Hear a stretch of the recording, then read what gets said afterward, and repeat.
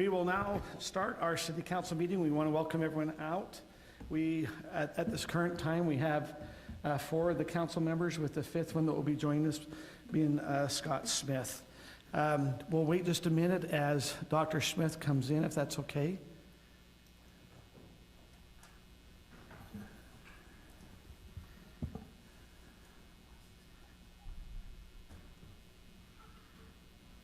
Our agenda tonight, we have Council Member Tim Ball giving us an invocation. Following the Pledge of Allegiance will be given by Council Member Scott Smith. So, Tim.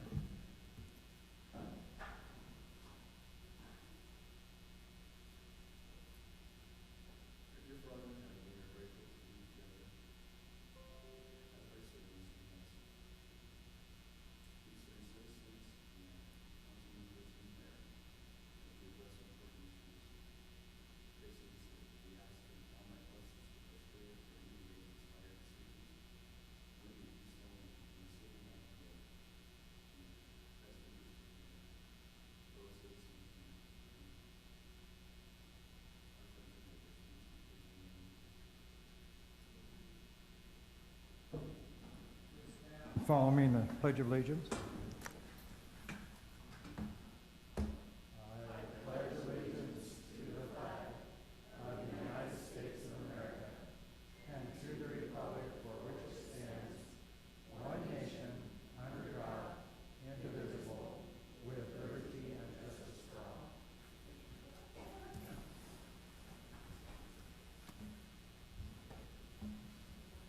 Thank you.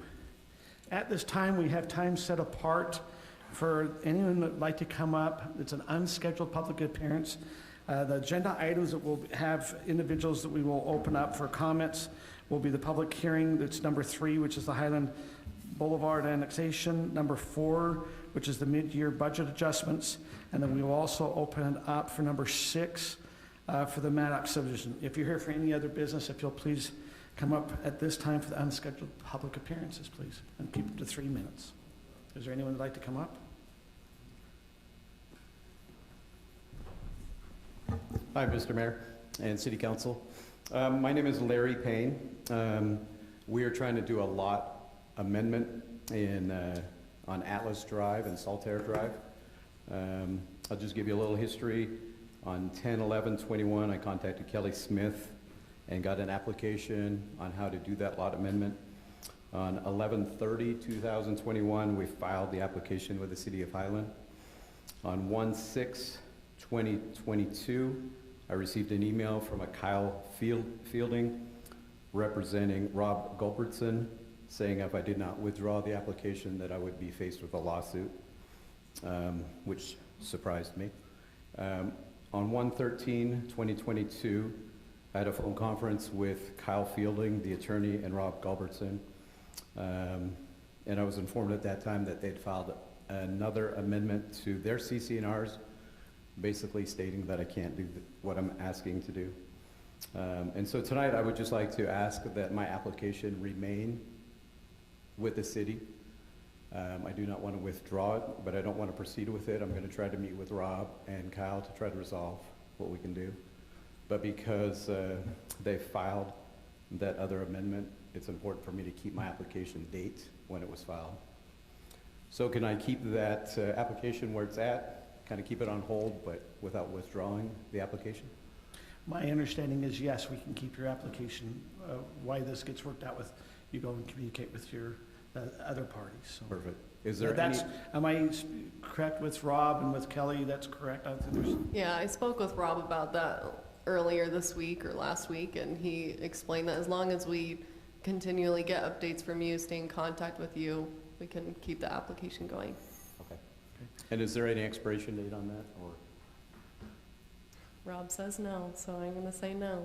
That's our city attorney, by the way. Okay, perfect. If you have any other questions, I'd recommend just following up with Kelly. I'll do that. She'd be your contact here at the city to kind of help you through that. That's perfect. Okay. And she's been awesome. Great. Thank you. Is there anyone else that would like to come up during the public comment time? If not, this time public comment is closed. We will now move on to item number 2, consent items.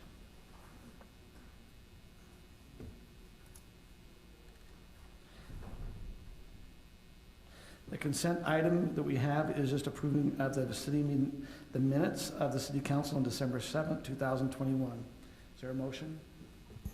I'll make a motion. I move we approve the meeting minutes from December 7th, 2021.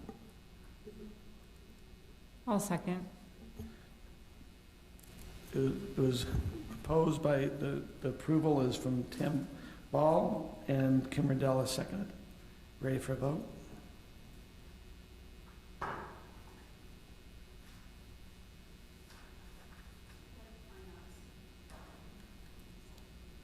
Just waiting on two.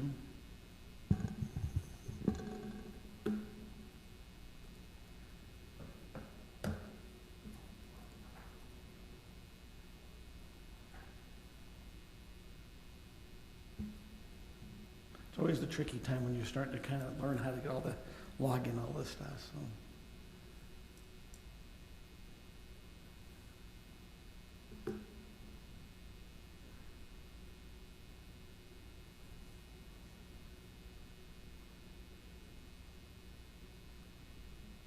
You're able to get okay, Sarah, do you want to just do a vocal, please? I got it.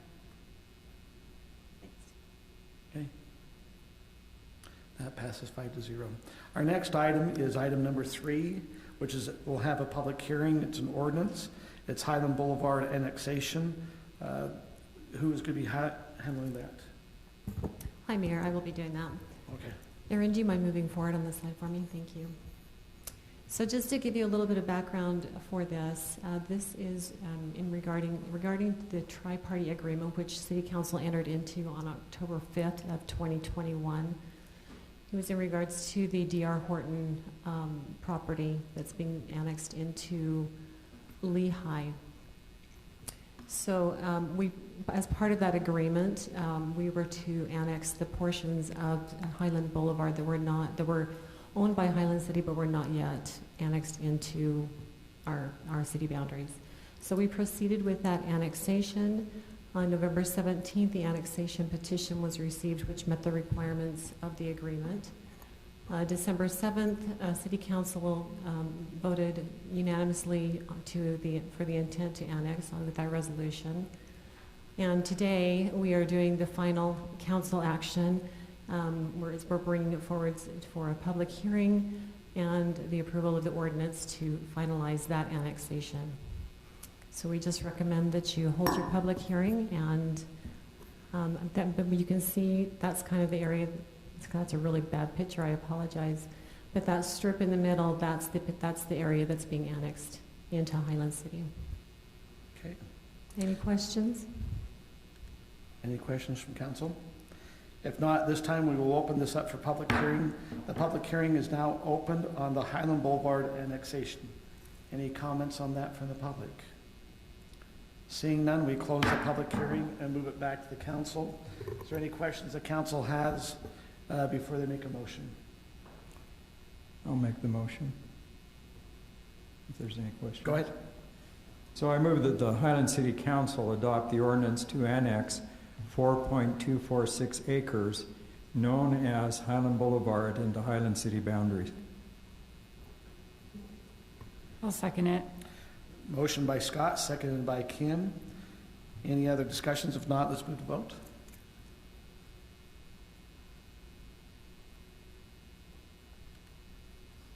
That passes 5-0. We will now move on to item number 5, a plat amendment for the Dry Creek Bench, Plat A, amendment lot number 3. Is it lot 3 or lot? Are you going to do the budget adjustments, or did you purposely rearrange the agenda? Oh, I am sorry. It is, I'm sorry. Let's go back to number 4. Number 4 is going to be a public hearing and resolution for the 2021-2022 mid-year budget adjustments. That, I believe, will be Tyler, and I believe we have a sheet given. That's correct. Thank you, Mayor and Council. Great to be with you this evening, and appreciate the opportunity to present these items for your consideration. Appreciate staff's involvement. This is a team effort in bringing together this information and assessing where we are as far as the overall financial strategy that the council set for the year. So here, by way of overview, this is a proposed timeline that's, of course, subject to change with regard to the current fiscal year budget adjustments and then moving into the development of the fiscal year 23 budget. So tonight here we're presenting those mid-year adjustments for your consideration. We anticipate a work session and goal setting session here in about a month, in the beginning of February. Then following at the end of March, once staff has received your feedback in the goal setting session, we will produce the first draft of the budget and present that to you in a work session there at the end of March in the regularly scheduled meeting. At any time, certainly welcome any questions that you have. We've targeted the first week of April for individual briefings, but certainly at any point during this process, any questions or feedback that you have is welcome. We've noted here on April 19th, we would anticipate that, as we did last year, the City Council for both Highland and Alpine will need to approve the district's budget for the Lone Peak Public Safety District. So we're targeting the second meeting in April for that to allow the district to make the adjustments that they may need to. Then tentative budget, open house, and moving finally to the adoption of the budget and final adjustments there in June. We're required by law to do that by June 22nd, so we get in there just barely with that second meeting in June. So, any questions on the timeline there? So the Lone Peak budget on April 19th, everything what you're stating is any proposed budget increases would be, we would know before April 19th of what the public safety increase might be? According to the tentative budget for the district, yes. So based on the feedback from the councils and the board, there could be changes, but at least based on the tentative budget that would be adopted, we anticipate in April. You know, as we see the Lone Peak public budget there, the Lone Peak budget, maybe as a council, we need to be aware, we've been noticing that several of the other entities are starting to do wage increases. Salt Lake City has been doing quite a few wage increases on our police and fire, up there on their police and fire. I noticed that American Fork just recently also did an increase on their police. And so just as we go into this budget time, if you'll be a little sensitive that we're going to be feeling some pressure from our public safety to be able to meet some of those needs to keep our good people there in the public safety, just kind of as a FYI. So, thank you. So a little here, just overall philosophy and our approach. These adjustments represent, for the most part, just tweaks. We're not looking to overhaul every single line item, and we're only looking to do what's necessary and can't wait till fiscal year 23. So hopefully you can read a little bit of statistics and finance humor there, there on your screen. So, but just keeping it to minor tweaks. First and foremost, generally here speaking with the general fund, we here in the last, in the current fiscal year, the council approved a forecast just over $3 million in sales tax. We have kept close tabs on the sales tax, and in fact, you have a document in front of you that we handed out before that gives you a little more information on past sales tax for the last few years and trends that we're seeing. Where we sit right now, the last 12 months of data that we have on sales tax is about $3.4 million, $3,362,000, which represents a little more than $300,000 above what was approved.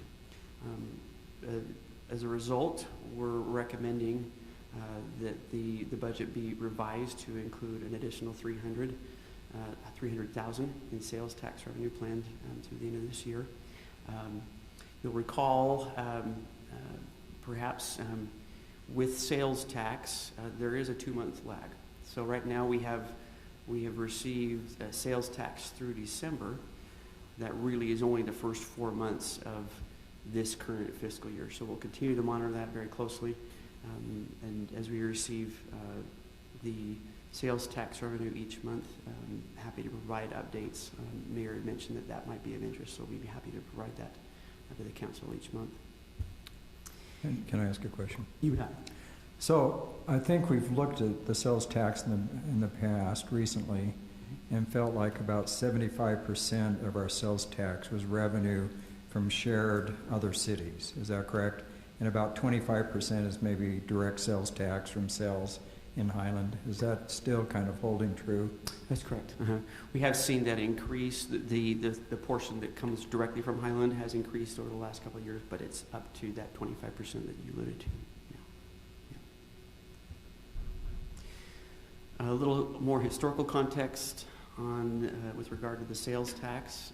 You see going back to 2018, and then here the last couple of years into COVID, we've discussed questions of whether or not the upward trend would be continuing. So far, not only our own experience, but studies conducted at the state level suggest continued growth for the time being. So we feel that the revised projection of 3.3 million is conservative. We still want to monitor over the next few months, 3 months, and even through the end of the fiscal year to make sure that we're not anticipating more than we really are going to receive. But as you can see there, that's a conservative projection here for the end of the year. So another question. Yeah. Since we share a zip code with American Fork, do you feel like we're getting our fair portion of online sales tax? I mean, there's a lot of Amazon.com sales in the city of Highland. I just wonder if we're collecting that. That's a great question. And one Do we have any idea or any way to track that? Or my understanding in previous inquiries before I came to the city that there's a challenge in that they don't require at the point of sale the additional information that would specify Highland or American Fork. So there are some challenges, but that's so I thought they used the last 4 digits of the zip code, so that should help define Highland share, shouldn't it, Kurt?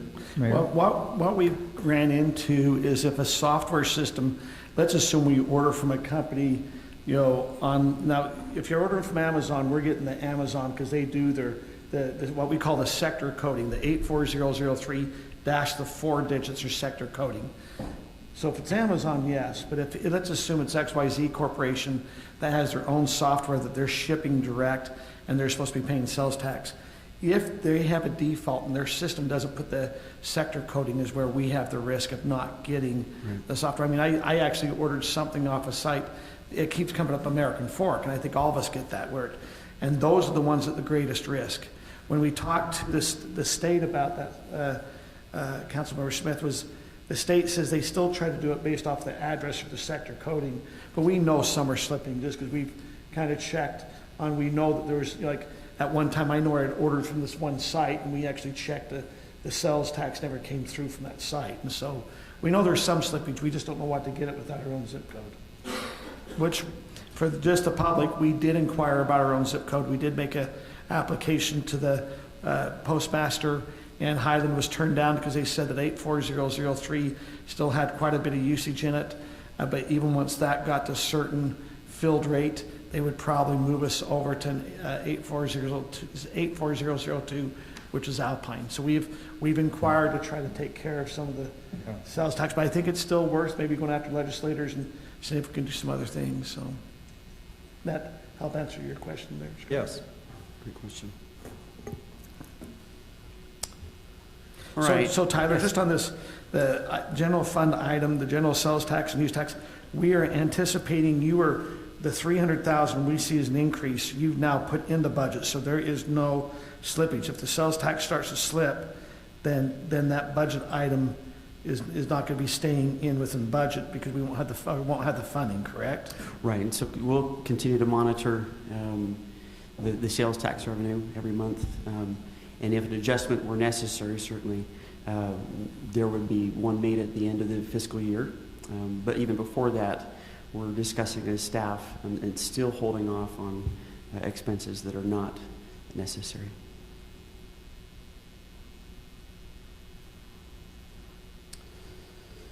So with regard to expenses, here starting with the general fund, here are a handful of items for your consideration. We've had an opportunity to speak with most of you in individual briefings. With regard to the Lone Peak assessment, it was understated in the approved budget, and so an increase of roughly $905,000 is necessary to true that up, and that brings it up just to the amount typical what we've seen each year previously.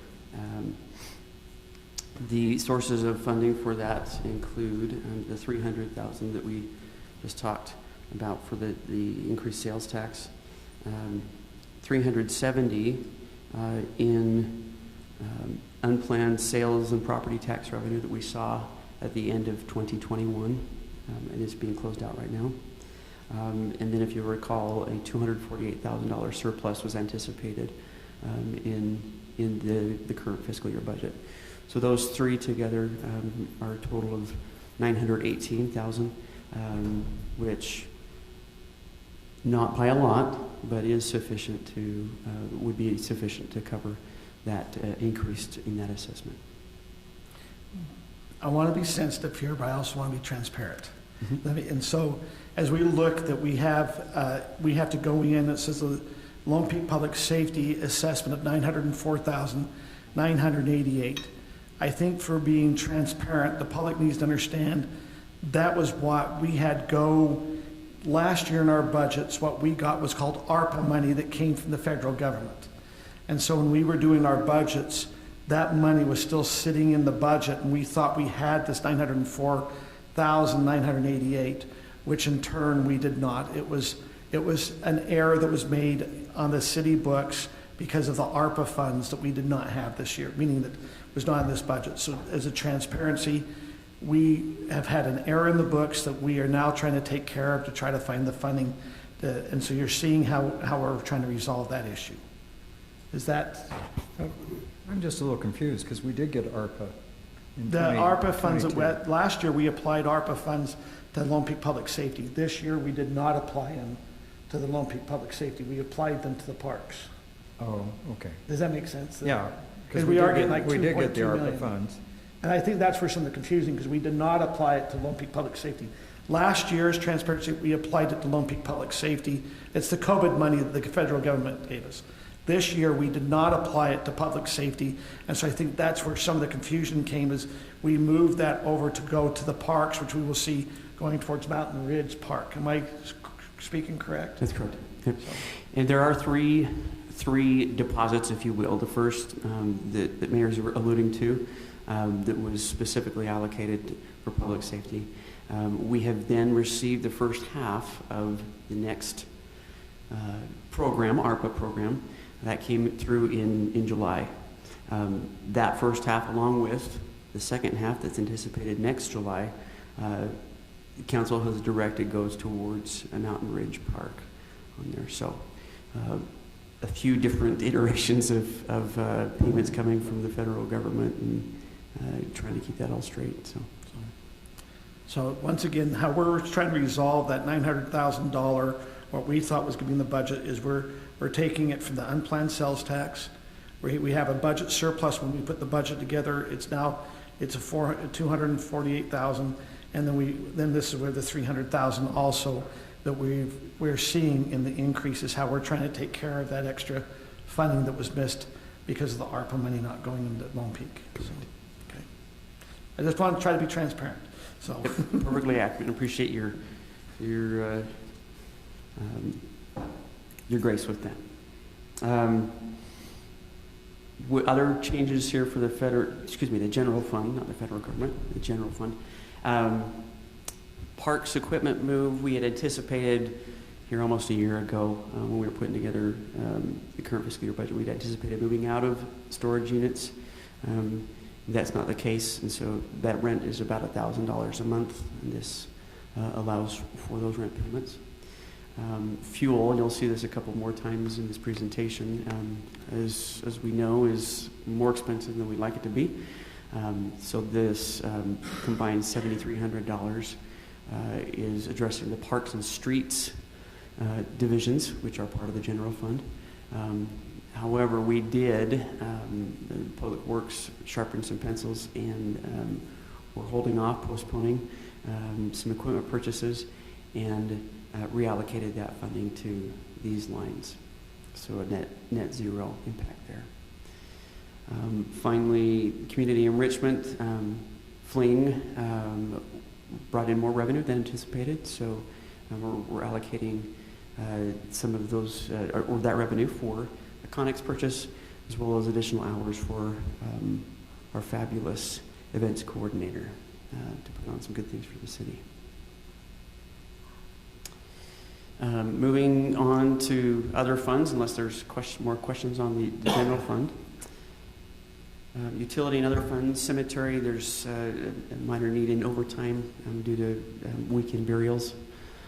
Pressurized irrigation, there were a number of unplanned repairs that were required almost right out of the gate for the fiscal year, though there are funds available in the fund balance to cover those. Also, capital projects related to the Murdoch pump station, bids, that should say bids, I'm sorry, not buds, came in higher than anticipated, as was discussed previously with the council. And then PI meters, simply due to increase in volume of meters that are needed and the cost of those. And that's also available in the fund balance. The sewer fund, Pheasant Hollow Lift Station, I believe that was here about just over a month ago, discussed with the council. Bids came in significantly higher, so $953,000 more needed there. And then, as we alluded to previously, fuel is also impacting the enterprise funds, of course, as well. So a total of $6,200 in changes there. We do want you to know that taking a very careful look at, there are quite a few more fuel accounts. We've taken a very careful look at where reallocations could occur, cuts, savings to pay for those. So this represents the result of that after other needs have already been addressed and met. Tyler? Yeah. So when we get these big cost overruns, I mean, $1 million in that sewer lift station, I mean, that basically has to be upgraded because of the big development of the Boyer project. Do we need to look at our impact fees and make sure that all the residents of Highland are not paying this without the developer actually helping participate? I don't know how to do that, but we need to look at our impact fees, I think, pretty carefully. Yeah, and with these cost overruns. Sure, absolutely. We've done a couple of studies here in the last year, one with regard to impact fees and two with regard to utility rates. Right? So those are both two different sources of revenue, but absolutely those.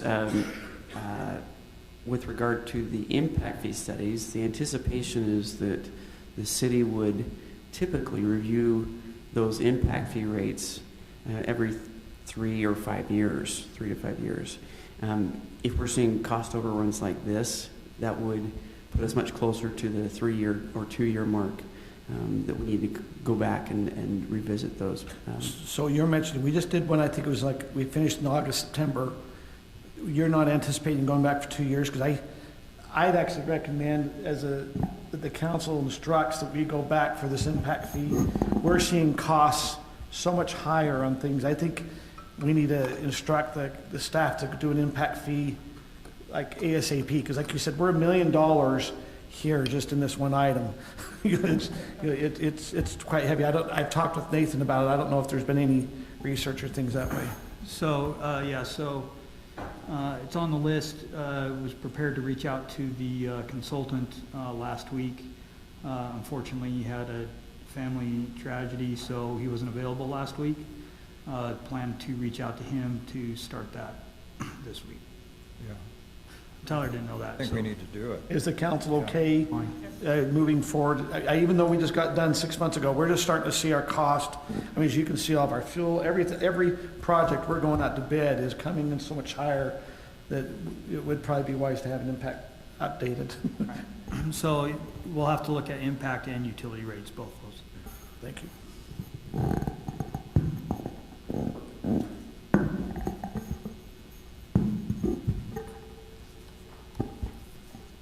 That's certainly a great question. Appreciate that feedback. Library has a number of smaller adjustments, some revenue increases based on what we actually received here closing out fiscal year 21 that will allow for additional programming, continuing education, and a financial study with Fred Philpott. They also received additional grant funding of almost $16,000, and so the budget includes the receipt of that as well as the allocation and expenses. I'd like to ask a question about that. Maybe Donna can answer it. Yeah? So, the grants, tell us a little more about the grants. I know you get some from the state library. Do we anticipate we'll get this much grant money every year, or was this a one-time only? A lot of the grant money so our total grant revenue from last year was since the beginning of COVID, it's been about $30,000. And a lot of that was COVID money. In the upcoming year, I only anticipate about $5,000 in grant revenue. Which is the state library grant. Yeah, the state clef grant. You never know, grants pop up and we either apply for them or we don't, but that's the only one I anticipate for the next year. So, and maybe this is just a quick question, with the Library Foundation or the Friends of the Library, are they going out and seeking, like the bank or Alta Bank oftentimes gives the American Fork Library nice grants every year? I mean, is there any active movement to go out to some of these corporations and things and see if they have a program to make a grant or a donation? The foundation has not approached these private organizations for grant money, but they did in our last meeting last week commit to a fundraising project for new picture books in the fall. I challenged them to do a fundraising project of $10,000 to replace aging picture books, and they committed to that, so we're hopeful.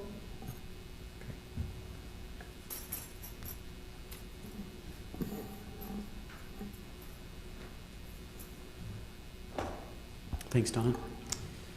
Last item we are including here, created a new account related to open space and the sale of open space properties to capture very specifically the costs associated with that, to make sure, as council directed, that those purchasing the properties are reimbursing the city for the costs associated with that. So that's already begun. We've seen the expenses, of course, have already occurred. We've already seen quite a bit of revenue come back in to offset that. The $7,500 here that we're recommending in the adjustments represents the amount we anticipate won't be paid back until the next fiscal year or two, but pretty minor as far as that goes. So happy to take any questions and comments that you may have, and otherwise recommend that the council hold a public hearing and approve the resolution adopting these adjustments. Hey, Tyler, can you remind me again on the community enrichment, what was the Connex purchase for the $7,129? Or you probably know that, Erin. Yeah, I What was can. that again? When the Parks Department moves into the basement of the community center, events is going to be displaced and needs a place to put their stuff. So Oh, okay. the idea is to purchase Connex storage, and eventually they'll all get moved over to the water building, or the pump. It's a well, right, off of 56? Thank you. Gotcha. Okay. That makes sense. The Connex is a storage unit. This is like a semi without the wheels. is what you're talking about. We have two over at the community center right now, one that holds some library items and one that holds police department items. So those are going to have to be moved when the parks building is built there.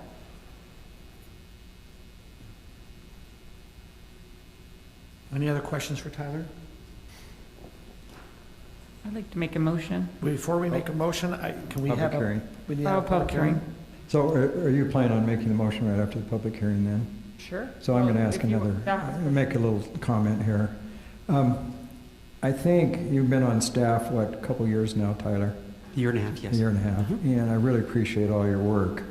And I just think we need to remind ourselves as elected officials that we're really responsible to really go over these budgets carefully, as well as with the staff, and make sure that we find that things are correct. And I think probably we haven't been as careful as we need to be.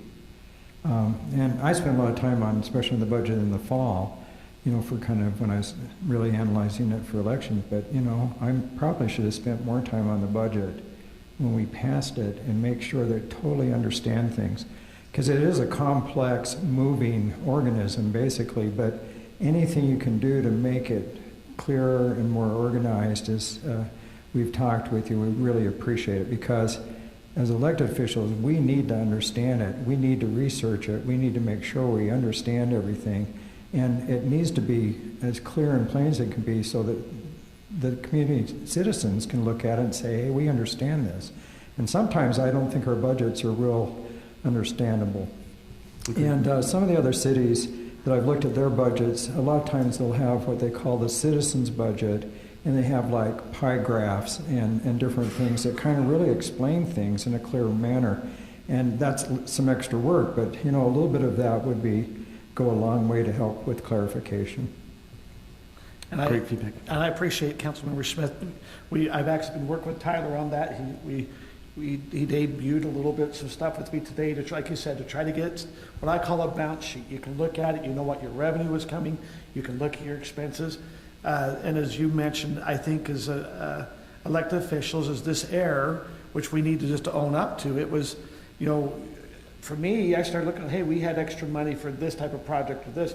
It should have been some warning signs that type of projects were not funded in the past.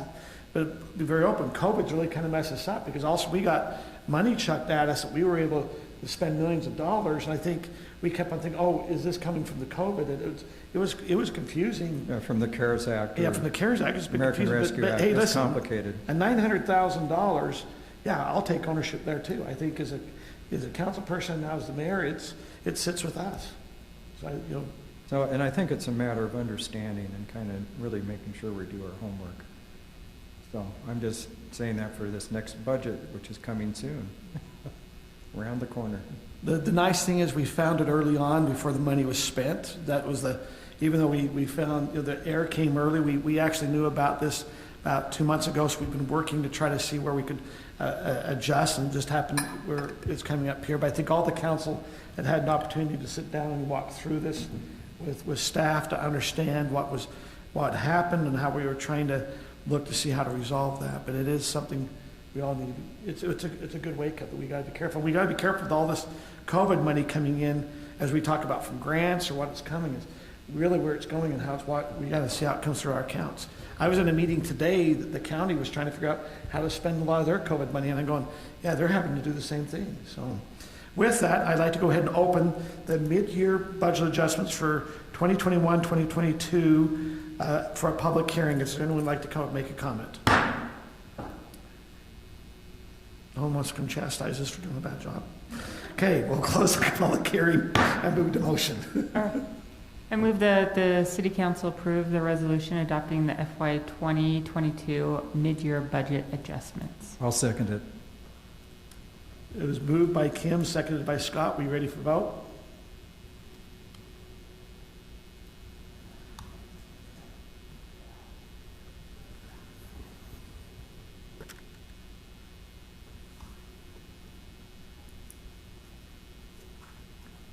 Kim, are you in? Okay, that passes 5-0. Thank you. Our next item is Plat Amendment, Dry Creek Bench, Plat A, amended Lot 3. Okay, thank you, Mayor and members of the council. This is a plat amendment request by applicant Ellen Anderson for a plat amendment in the Dry Creek Bench Plat A subdivision. This is just a vicinity map of where it is. You can see that there's the trail south of the property. This may look familiar to you because there was an open space purchase request from Alan Anderson for the property between his existing property line on the south end, between that and 5 feet from the trail. And so that request was approved by the city council in June of last year. And so now the resident has moved forward with the purchase. The purchase has closed, and he is now moving forward with the request to combine that lot with the parcel that he purchased. We sent out the appropriate noticing for the plat amendment, and we received no citizen comment, and therefore there is no public hearing for this item. This is the original plat. Dang it, my circle moved. Okay, but that's where the lot is in respect to the subdivision as a whole. And that is the proposed plat. Like I said, that's just the combined lot with the 5 feet from the trail on the south end. And we as staff just move that the city council accept the findings and approve the Dry Creek Bench plat amendment. Any questions of Kelly? If not, we can move to a motion. I'll make a motion. I move that the City Council accept the findings and approve Dry Creek Bench Plat A, Lot 3, amended subject to the 2 stipulations recommended by staff. I'll second. Motion by Sarah, second by Kim. We have to vote.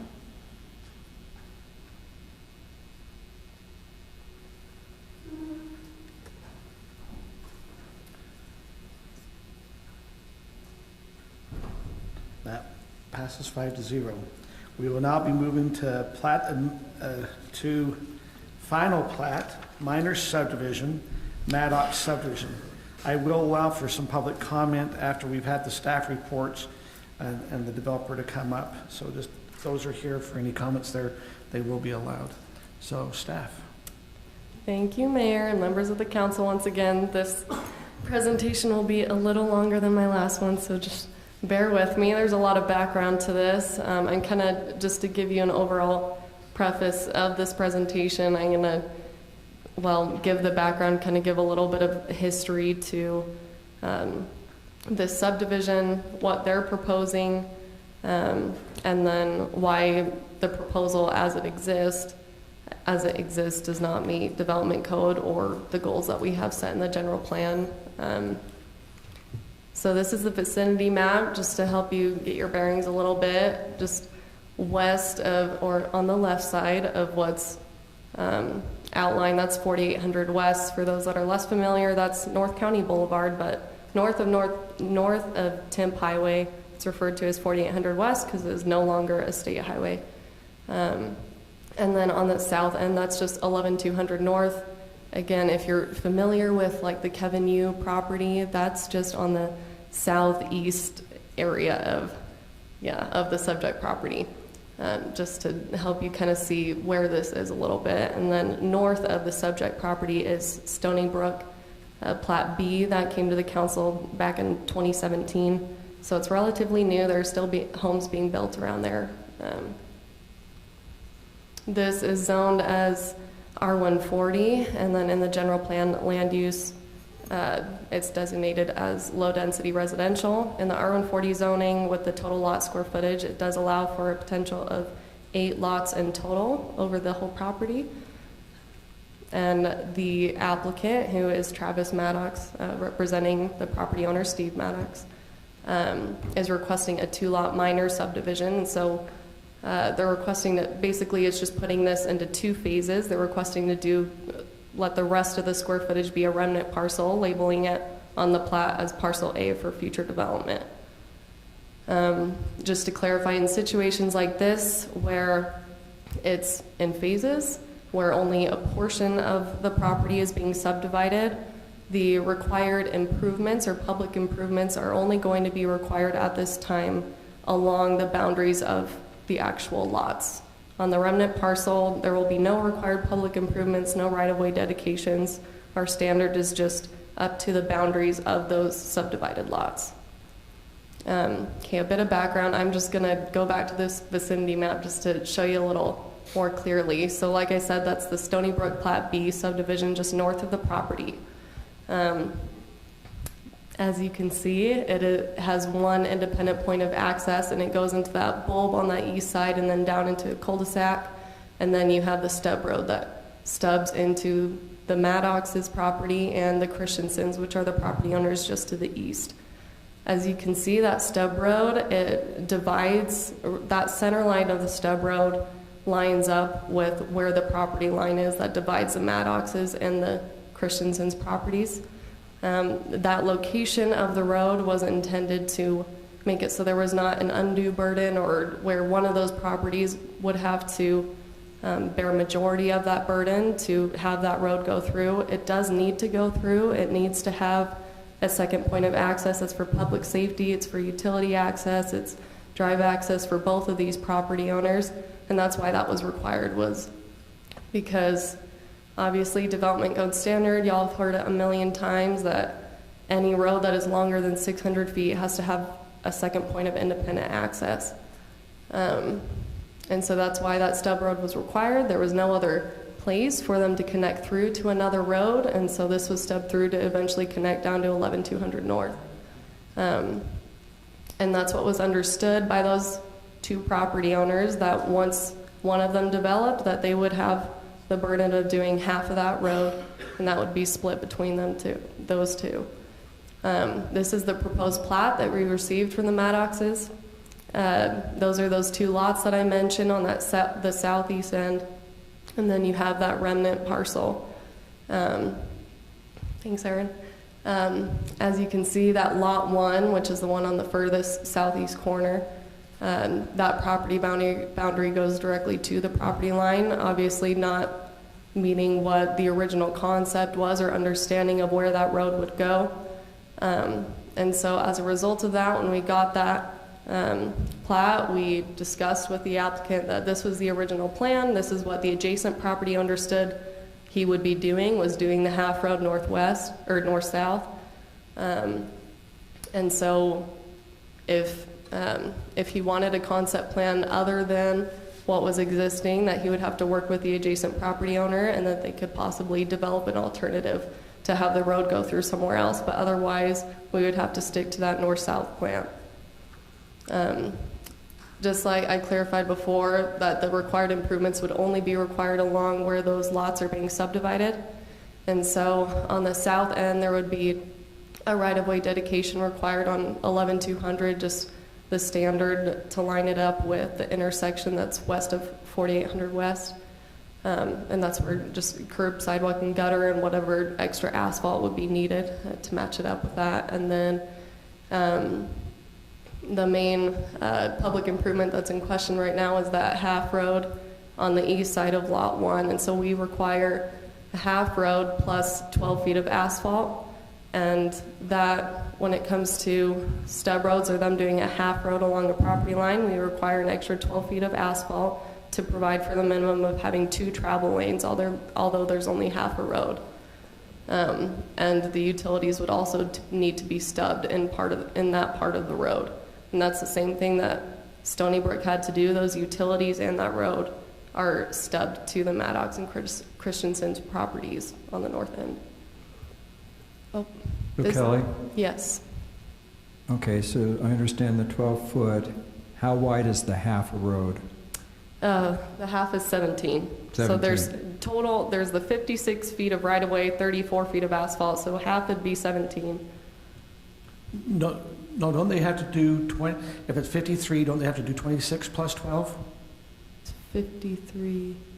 Is it's the road 56 feet of right-of-way is the local road standard. Okay. Right. Yes. Okay. And then that'd be 28, right? Half plus 12. Am I thinking right? Okay. Oh, sorry. I'm referring to specifically asphalt is the 17 feet.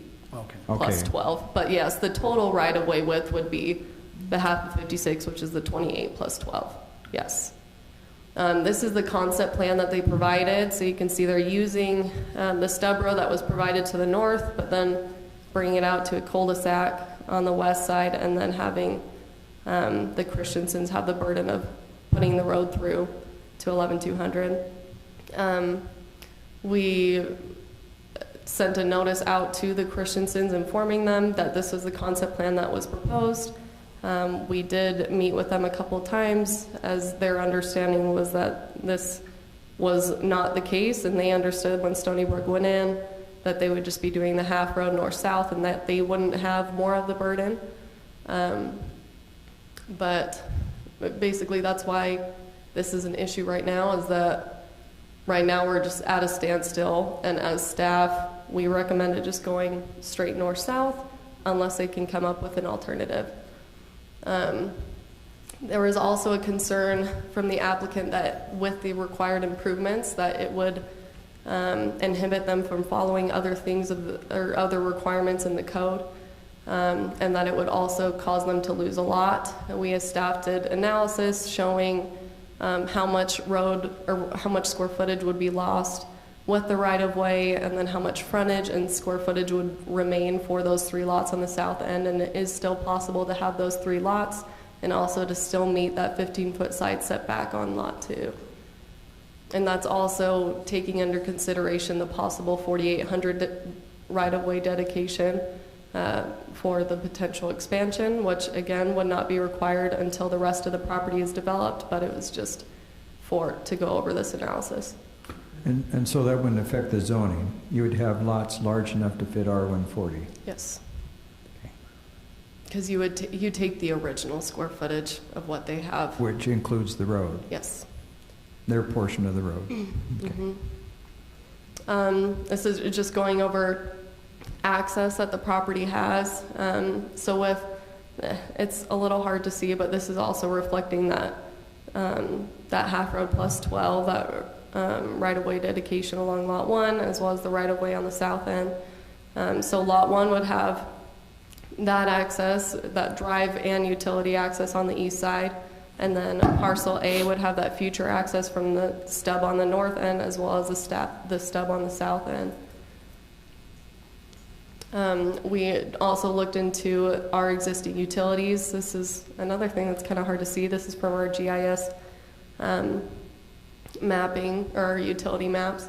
There is a green line that is a little difficult to see that shows where our sewer line is. There is not a sewer line that goes along 4800 West along their property, and so there would not be sewer access so they would not be able to access, or no lots would be able to access or be serviced through 4800. That's why that road needs to go through on that east side of the property, so they can receive utility access.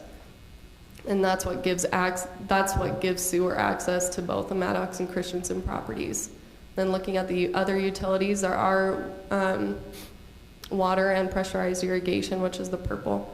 And they are intended to go through, just like the sewer is intended to go through. We also have a pressurized irrigation master plan that shows that PI connection going straight through into 11200. And it's beneficial for a lot of things. It's specifically beneficial for looping when it comes to the water, to have it connect through. Just going back to their concept plan, like I said before, just that it shows the need of the stub road to the north for their concept plan to work. And then going further into an analysis, without that second point of access, which they're showing in their concept, would have to be provided by the Christensens.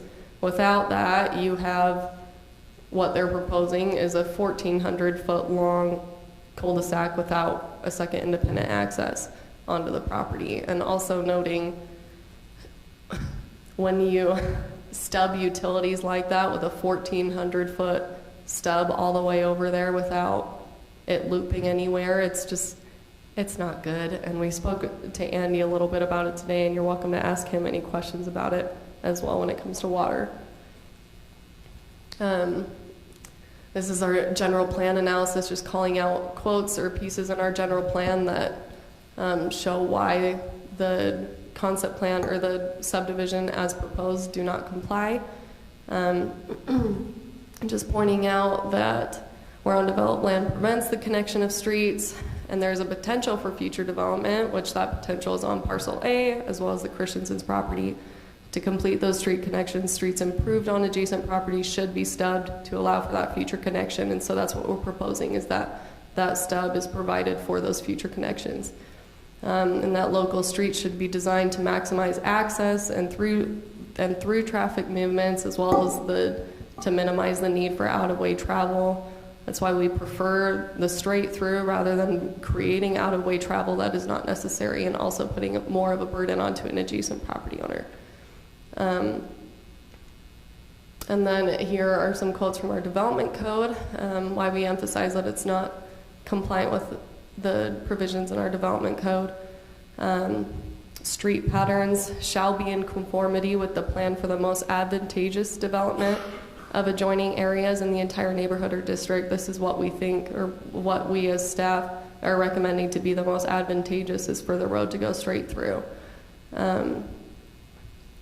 And then where appropriate to the design terrain, proposed streets shall be contiguous and in alignment with existing planned or platted streets. That's, like I said before, this is us trying to make sure that the street continues and is in alignment with the 4740 West, which is that stub on the north end. And then shall be extended to the boundary lines of the land to be subdivided. Like I noted, that's why it would have to go to the north end of Lot 1, because that's the subdivided land.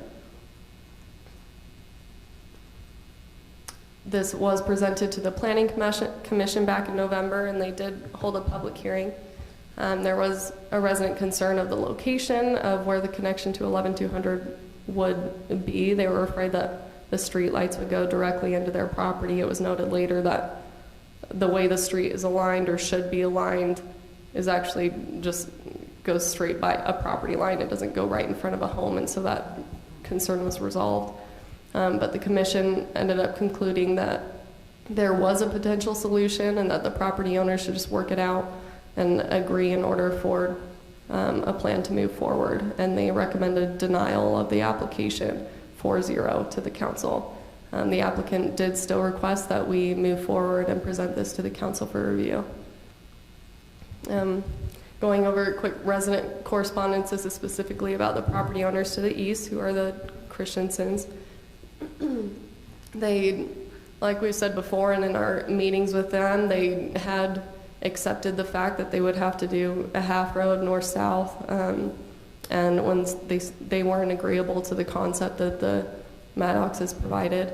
And there was also a letter that's in attachment 8 in the staff report that was dated November 11th. And then applicant correspondence, y'all received a letter it's dated December 29th, and that's attachment 9 in the staff report. And then also today I emailed y'all what we received today, which was another letter as well as an attachment of an ombudsman advisory opinion. Bear with me, there are 3 finding slides, okay? I'm gonna try to go through them as quickly as I can, but it's just reiterating what I've already stated, that it's not consistent with the general plan, it doesn't meet the requirements of the development code, it's not consistent with our pressurized irrigation master plan. It would also create fire or public safety access issues. It also, like I've said, puts an undue burden on the adjacent property owner rather than it just being split in half like it was originally planned. And then the lots created by the proposed plat adversely affect adjoining property. Like I've talked about access and utilities, it's important for those utilities to go through, for both of those properties to have access and be able to develop. The continuation of 4740 West, which is that stub road to the north, is an essential link in the city's transportation circulation network, ensuring that it's adequate, convenient, and beneficial for all current and future residents. And so that's saying these 2 lots as well as the property owner's property just to the north of it. That's not mine, is it? And the last slide I have for you is just noting that what we're asking are the required improvements are roughly proportional to the impact of the proposed development. And these next bullet points are explaining why, as proposed, the development, like I said, as proposed, will eliminate the ability to connect the existing shrubbery to the south entirely when it comes to drive access, and then also noting that the ability to service the properties would not be viable as well, and then unfairly shift the majority of the burden of constructing that road and putting the utilities through on the adjacent property owner. And then noting that our required improvements, or the city's required improvements, do not reduce the number of lots that the property owner can put on the property. And it also allows them to continue to meet our 140 standards and meet the setbacks that we also require. And we as staff just recommend, because it does not meet or is not consistent with the general plan and doesn't meet requirements of the development code, that that the application be denied. Obviously, we have a lot of people here, and you're welcome to talk to them, ask them any questions. The property owners as well as the adjacent property owners are present, and we as staff can answer any questions as well. Questions of staff? Seeing none, I'd like to invite the applicant to come up and just maybe kind of share with us a little bit their concept. Thank you. Good evening to the council members. I appreciate your time and attention tonight. Okay. My name is Paxton Guyman. I'm a land use attorney. I represent the Maddox family. You've apparently had the chance to read 2 of my letters. Hopefully they weren't too boring for you. Hopefully they were informative. There are a few things that I think we need to clarify in the presentation that was just made. And I know a lot of people don't like hearing from lawyers, but there are some key legal issues that I need to try to explain. So bear with me for just a moment, if you would. I'd like to first ask Kelly if you would pull up the concept plan that you were showing a moment ago.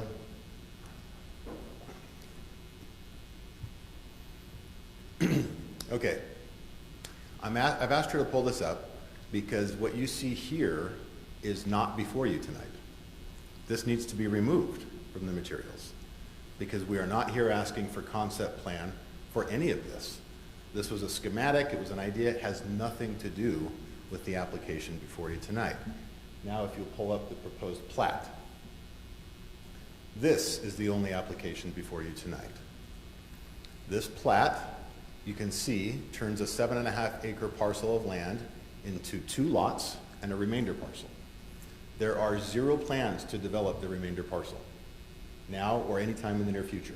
You never know what might happen in the future later on, but right now, today, there are no plans to develop that. The reason that's important is because we're only asking for a very minor subdivision, as the name applies.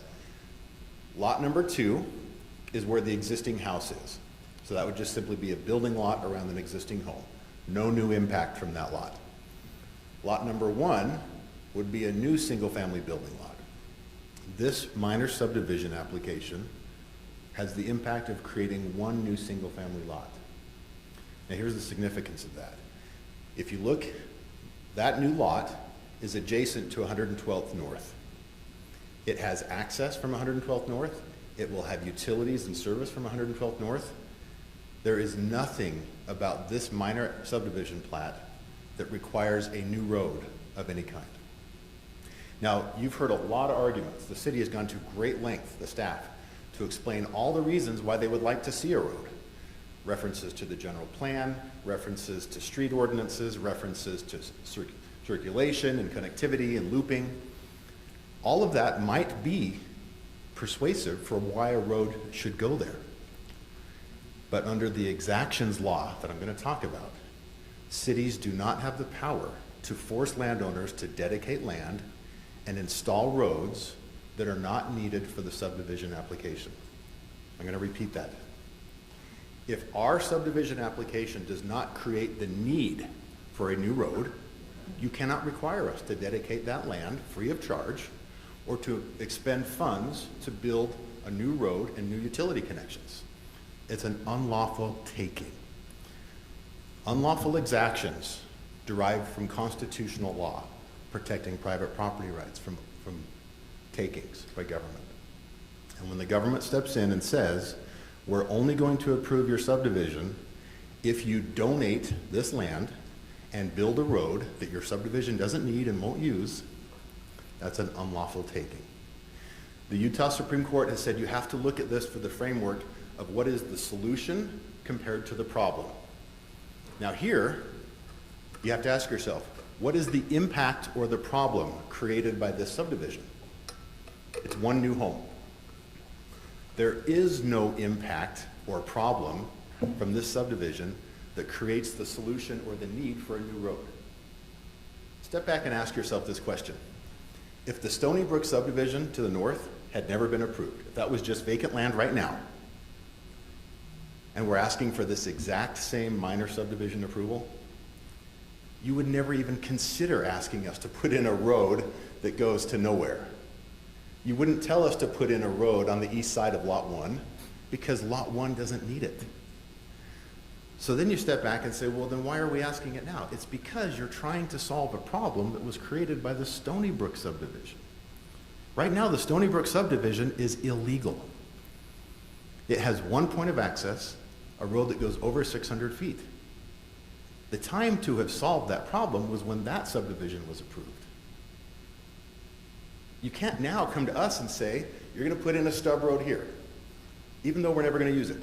And if and when you develop in the future, we're going to have you go inch by inch until at some point in the indefinite future, 20, 30, 40 years from now, that road might actually be built all the way to connect to the existing Stony Brook stub road. That's an unlawful taking. I applaud Kelly Smith for her analysis on planning, but she's not a lawyer, and she does not understand constitutional takings and unlawful exactions. I've provided you with an ombudsman's opinion from 2014 that explains exactly what I'm trying to drive home here, and it was a very similar case. The city of American Fork was trying to ask Fieldstone Homes to put in a road because it was on their general plan. It would have helped with looping and circulation and everything that the city wanted, but it wasn't necessitated by that subdivision. And the ombudsman ruled very clearly, that's an unlawful exaction, it's a taking. Now, if the city wants the road to go there, you can still do that, but you have to use your powers of eminent domain. You have to pay just compensation for the property. You can't force a developer to pay for roads and infrastructure that that developer's subdivision doesn't need. I can't put it more plainly than that. The city has confirmed, the staff has confirmed, that if we would just do what they want and build this little stub road to nowhere, then they would recommend approval. The Constitution is here to prevent that kind of government overbearing. You cannot force people to dedicate land free of charge for exactions that their project doesn't need. Now, I'm not going to say any more. I've given that to you as plainly as I can. I've given you the ombudsman's opinion. If you have any doubt about what I'm saying here, I would encourage you to postpone your decision tonight and ask the ombudsman's office for an opinion on this. It's a free service, $150 for the application fee. But then you'll have an independent, you don't have to take my word for it, an independent expert in land use, the ombudsman of the state of Utah, to weigh in on this and tell you if I'm right. Why not get the benefit of that advice before you make an unlawful decision tonight that will be challenged in court? Now,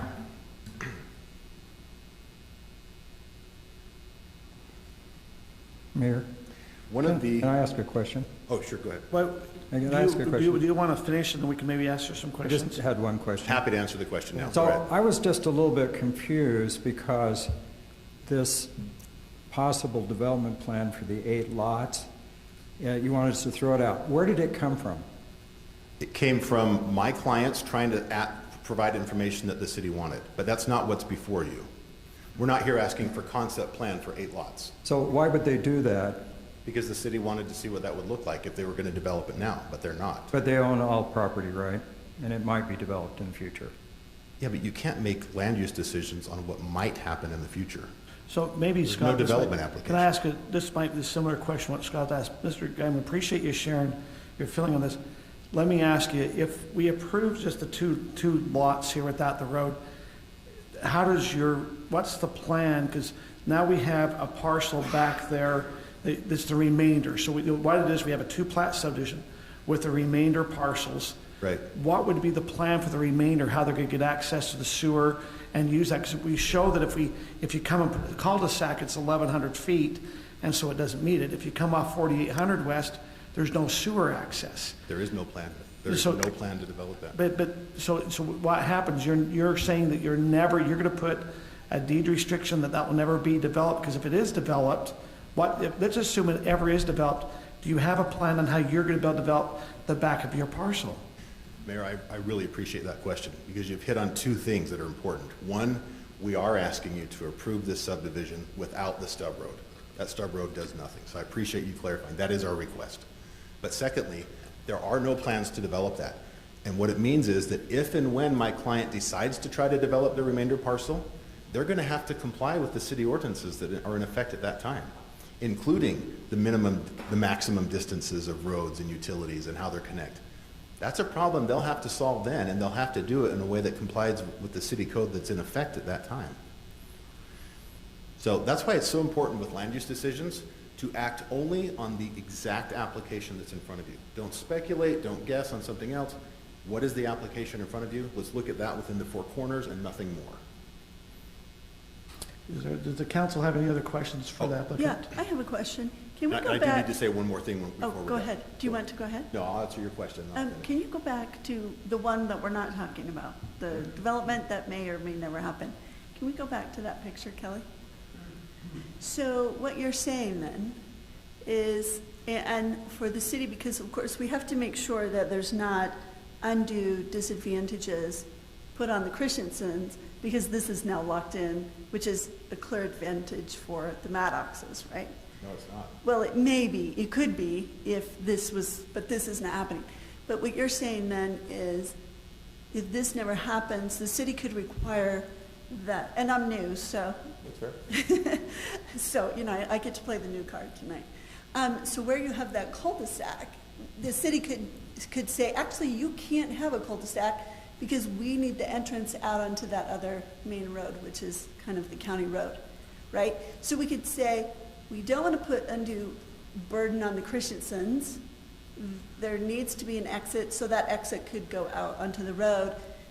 And I'm wondering, I'm just thinking, is that something your client has thought of, that if this is in the back of their minds as being something that they might be able to do, that the reality might be, well, now they're going to have to stub or move roads in all of those other potential, maybe never developed lots. Sure. Does that make sense? It does. And it's exactly why I say you can't act on something that's not before you. Because Right. so much can change between now and when if they decide to develop the rest of the property. They might own more property in the area. They might acquire the Christiansens land. You never know what will happen. All of those things are fair game. We're not offering to buy it right now, but there's nothing that would prevent us from making an offer they can't refuse in the future. You see what I'm saying? But here's I the do. point that I Yep, need to drive yep. home. If and when they decide to develop the back of this parcel, the remainder, they will have to comply with the city codes that are in effect at that time. Correct. There's no question. And if this doesn't work, then that's the risk they take by asking for this minor subdivision to be approved today. Sure. One other question. What has your client done or you done to work with the Christiansens? It doesn't sound like, it sounds like they're a little bit worried about this plan. What actions have been taken to make sure, for you guys to work that out with them? I haven't been party to any of the discussions that my clients may have had with the Christiansens before tonight. I met the Christiansens tonight, and the younger Christiansen, the one who's not as good looking as the older one, the younger Christiansen and I discussed the fact that the city should not force this road going right down our property lines because it doesn't help either one of our properties. Think about it. If you force a road from Stony Brook straight south to 112th North, none of our lots are going to face that. That doesn't help us.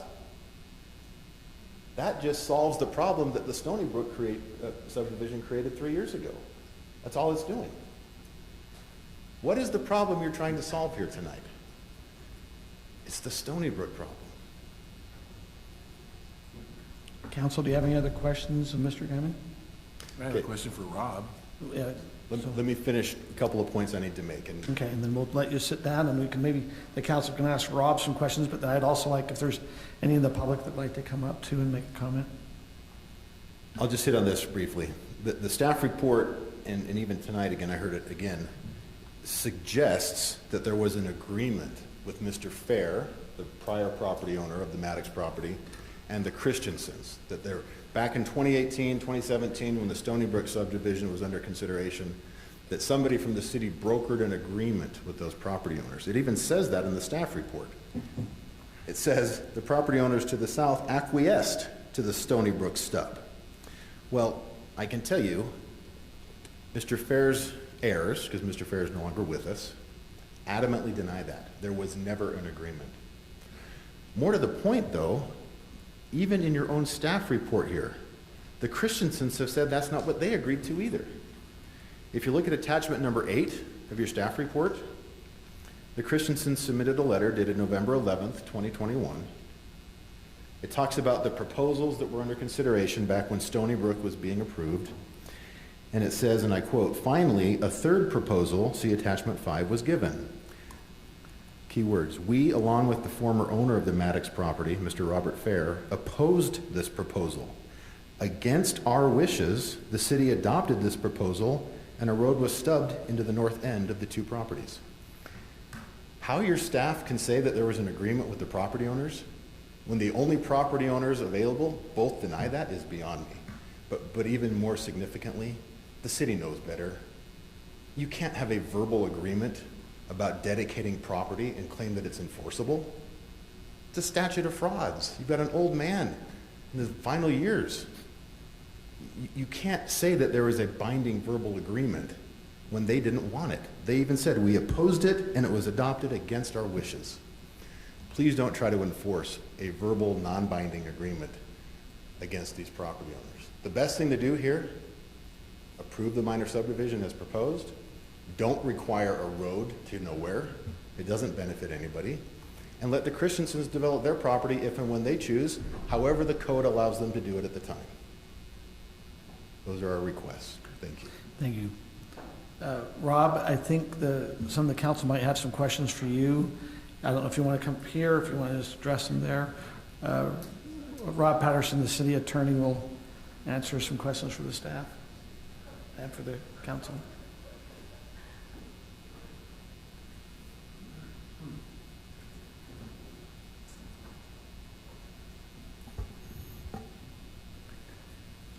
Okay, council, do you have any questions of the attorney? Yeah, I do. Assuming that this is approved, does the city in the future have the wherewithal to enforce city codes if this is approved as is now? Would we be able to say, no, you cannot have a cul-de-sac longer than X number of feet? No, you have to put this in. Because then we'll have another real estate attorney coming in and claiming that they have the right to do this because of X, Y, and Z. This property will be developed in the future. With property prices the way they are, who knows who's going to be the owner in the future? It's just, it's a very valuable piece of property. And the other question is, can there be something, and you tell me this, but I've seen this cause problems before, and that is a presumed easement. So if that property is being used over X number of years, can they say, well, this is a presumed easement because it's exclusive, continuous, and under all the factors that go into consideration for a presumed easement. So I'm just concerned that we're going to be in the same situation X number of years down the road if this is approved now, and then they'll indicate we have the right to do this because of X, Y, and Z. Are we safe in enforcing our own statutes at that time? So let me tackle those as I think I understand. And if I miss something, jump in and correct me so I get the questions answered. Approving the plat as proposed by the applicant would not forestall the city from enforcing its requirements regarding utility connections, road connections, cul-de-sac links, all of that. The city would still be able to insist on that and require a future developer either here or anywhere in the city to comply with all of those same requirements. So on that note, the enforceability of city ordinances is not in question. As to the prescriptive easement, I'm not sure exactly in what context you're referring that to. There's, I don't see how that would arise in this case.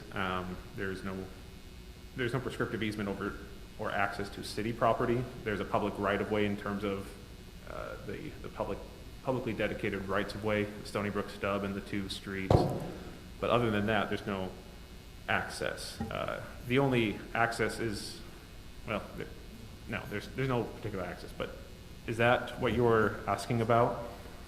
It was.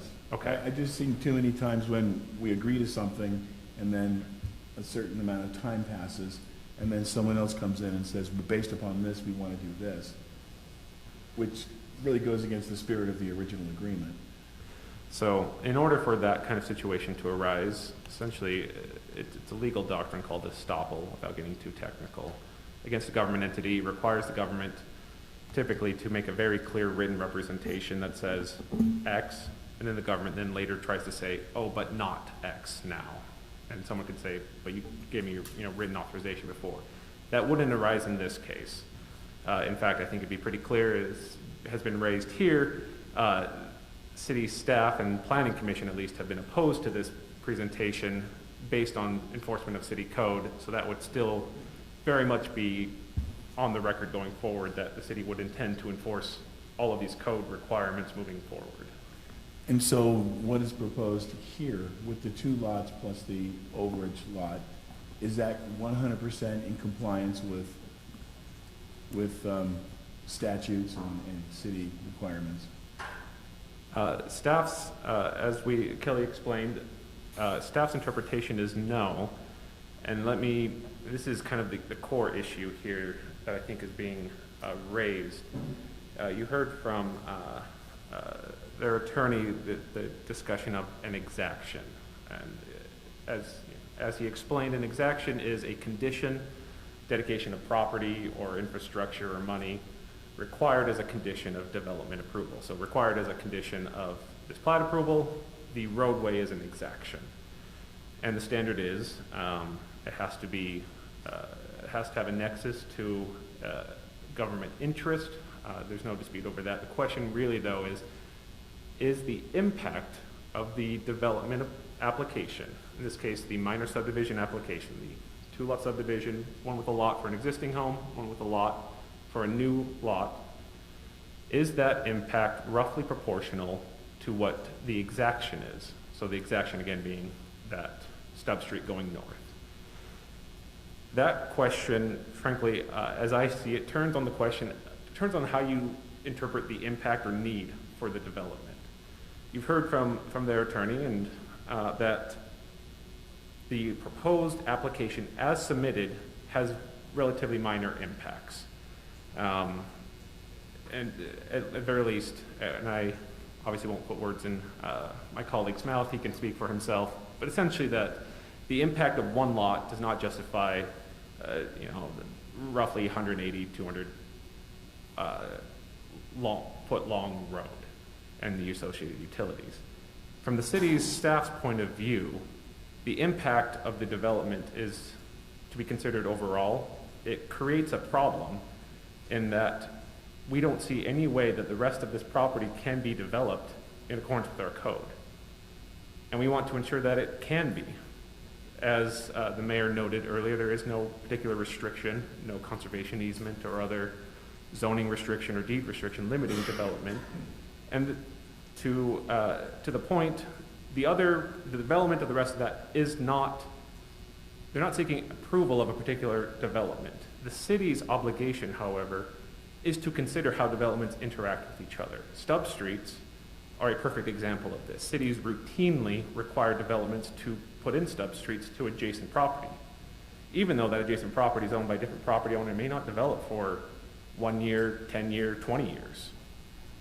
It's to solve a problem of how do we ensure that one property owner who owns a small parcel does not create a development in a way that restricts the ability of everyone else around them from connecting in. In this case, it's more limited to how do we ensure that a developer does not restrict their own ability to access city rights-of-way, city utilities.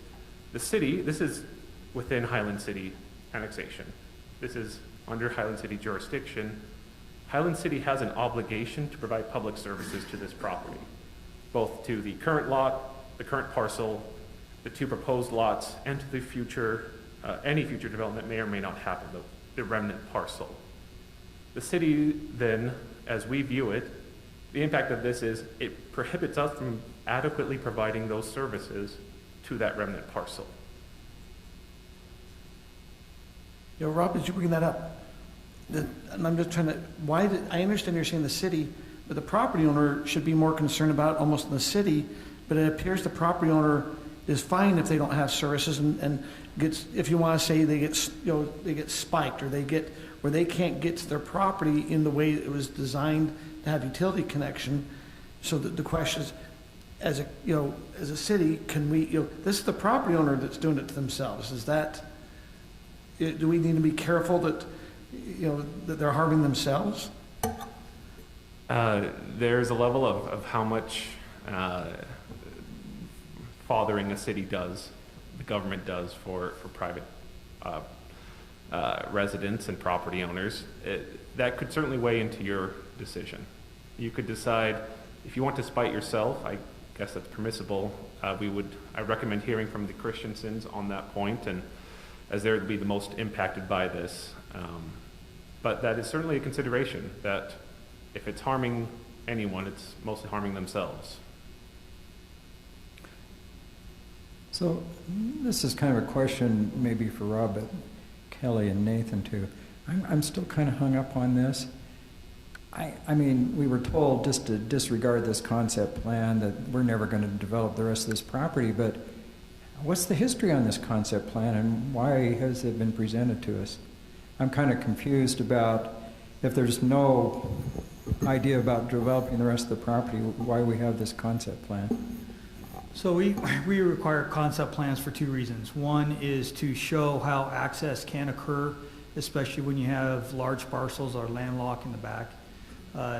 That's one reason. The second reason would be it was provided to show how a concept could work with moving the road, not with the traditional alignment that is proposed. So we did require it for those 2 things. And this is from the applicant? Correct. So this was a possible concept? Yes. Okay. I'll say the city does not have a code requirement or a code process for approving a concept plan necessarily. It is informative. It is, again, a concept plan.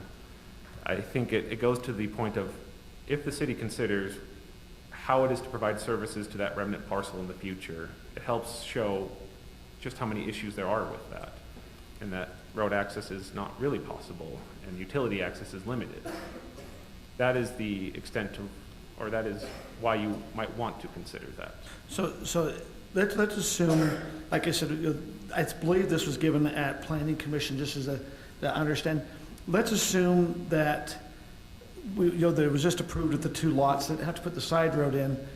Could the Maddox come in and say, hey, we have a hardship here to a future council or whoever it is, so we have a hardship because it's going to be 1,100 feet if we do a cul-de-sac, and they're going to be, and the city would then require that there has to be connection up to the Christensen property. Could it be a reverse aspect that happens? You would run across a couple of issues. Obviously, any property owner can always petition the city for a modification of code. 600 feet is partially, in large part, a fire access issue, not just a code requirement. To require a connection through the Christensens, this came up with Stony Brook. Stony Brook was a long and kind of narrow piece. There was no way to make 2 roads that circulated through it. And so the city's option were either to deny the plat outright or figure out something. And this was the option that the city approved. To put the burden on the Christensens, they would have a similar argument of saying, well, our development didn't require that connection. That is an impact from someone else's development that you're putting on us. It would be a similar argument that has been made earlier tonight regarding Stony Brook and the Maddox property, except it would be the Christensen saying, well, we shouldn't be required to continue that road from the Maddox property onto our property. We don't need it for our subdivision. That is the concern that the city is facing. Has there been any other concepts provided to the city? There's been, not with this application. There's some old things, but in terms of how this would kind of align, no. This is Not with what this we've seen. applicant? Okay, thanks. Are there any other questions of Rob? If not, I'd like to open it up to the public. If there's any public that would like to make a comment to this application or help for some clarity. Yeah. And please state your name when you come. My name is Michael Christensen. My father's Peter Christensen. We own the property on the east side of the Maddox proposed subdivision, and my father's asked me to address the council in his behalf tonight. I'm not a lawyer, but I do know that if you approve this two-lot subdivision, that sometime down the road, that will force that road through and over onto us. That's what's, there have been other concept plans that were drawn up that aren't presented here, and every one of those pushes a road over onto us. By putting a road over onto us, we would have to incur in today's world, between $400,000 and $700,000 of additional development costs with the road and infrastructure. We would also lose value of our potential lots. The original proposal that the Planning Commission passed and the City Council passed showed the road going straight through between the two properties, between the Fair property and the Christensen property. The Fair property was subsequently bought by the Maddoxes, who I know do their due diligence. So this was a plan that is now being changed by one lot. I hear that it's just one lot. It won't do anything. It's a standalone issue, but it's not, because it'll push that road over, and you know, there were other concept plans drawn up for Stony Brook that the City Council and the Planning Commission had an opportunity to look at. This wasn't our original plan. This isn't what we wanted, but when it was forced on us, it's what we accepted.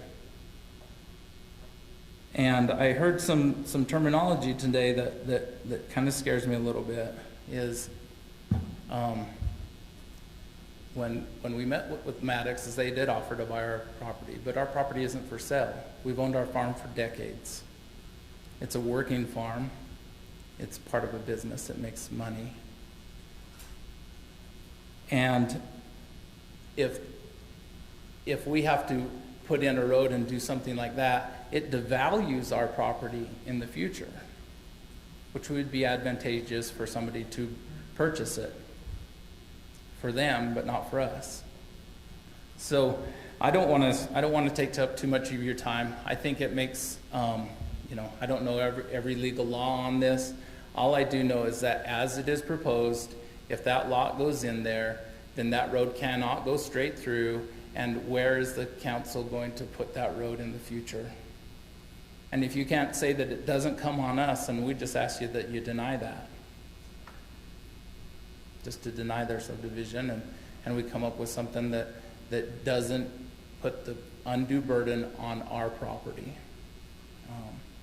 And if you have any questions of me, you're welcome to ask them. Is that okay? So if the road goes on the exact west side of your property, where it's kind of proposed by the city staff, you're okay with paying half the cost? Yes, I mean, you wouldn't do it now, but if you develop. When it was developed in the future, yes, it was, like I say, it wasn't our first wish. Our first wish was we could have a cul-de-sac that went up and didn't have to go into anybody, but it feels like that ship has sailed. Now, if the city council wants to say that road dead ends and nobody gets to use the road out of Stony Brook, so be it, but I don't think that's a realistic avenue to ask of you. So yes, we have come to terms with it in our minds that we will do our part when it's developed, or if Because we have no plans. How many acres do you own on your piece of property? So our piece is just a little over 6. I think Magdix is just a little over 7. And they did approach you to buy your property? yeah, just like, I mean, as was stated by Councilman Ball, that's probably anybody that has a little bit of acreage gets approached by many people to sell. We have cows, we like calves, we like baby calves, and so that's what we do. We've done it for decades. We've owned this my dad's owned this property for decades. That said, we understand it's an asset, and we're here to protect our asset. I mean, I don't think anybody on the council would enjoy a plan that could cost them such a substantial amount of money and not be the best use of that property. I mean, we always hope for a cul-de-sac at some point, but this would take that away from us. So. Thank you. Okay, thank you. Thank you. Is there anyone else who would like to make a comment on this application? Would the applicant like to come up and make any comments on what's been discussed amongst the council? Then we'll bring it back to the council.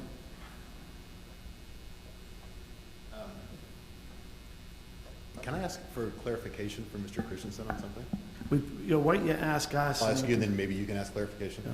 So, if I understood what he said correctly, his preference would be to not have any road going from 112th up to Stony Brook.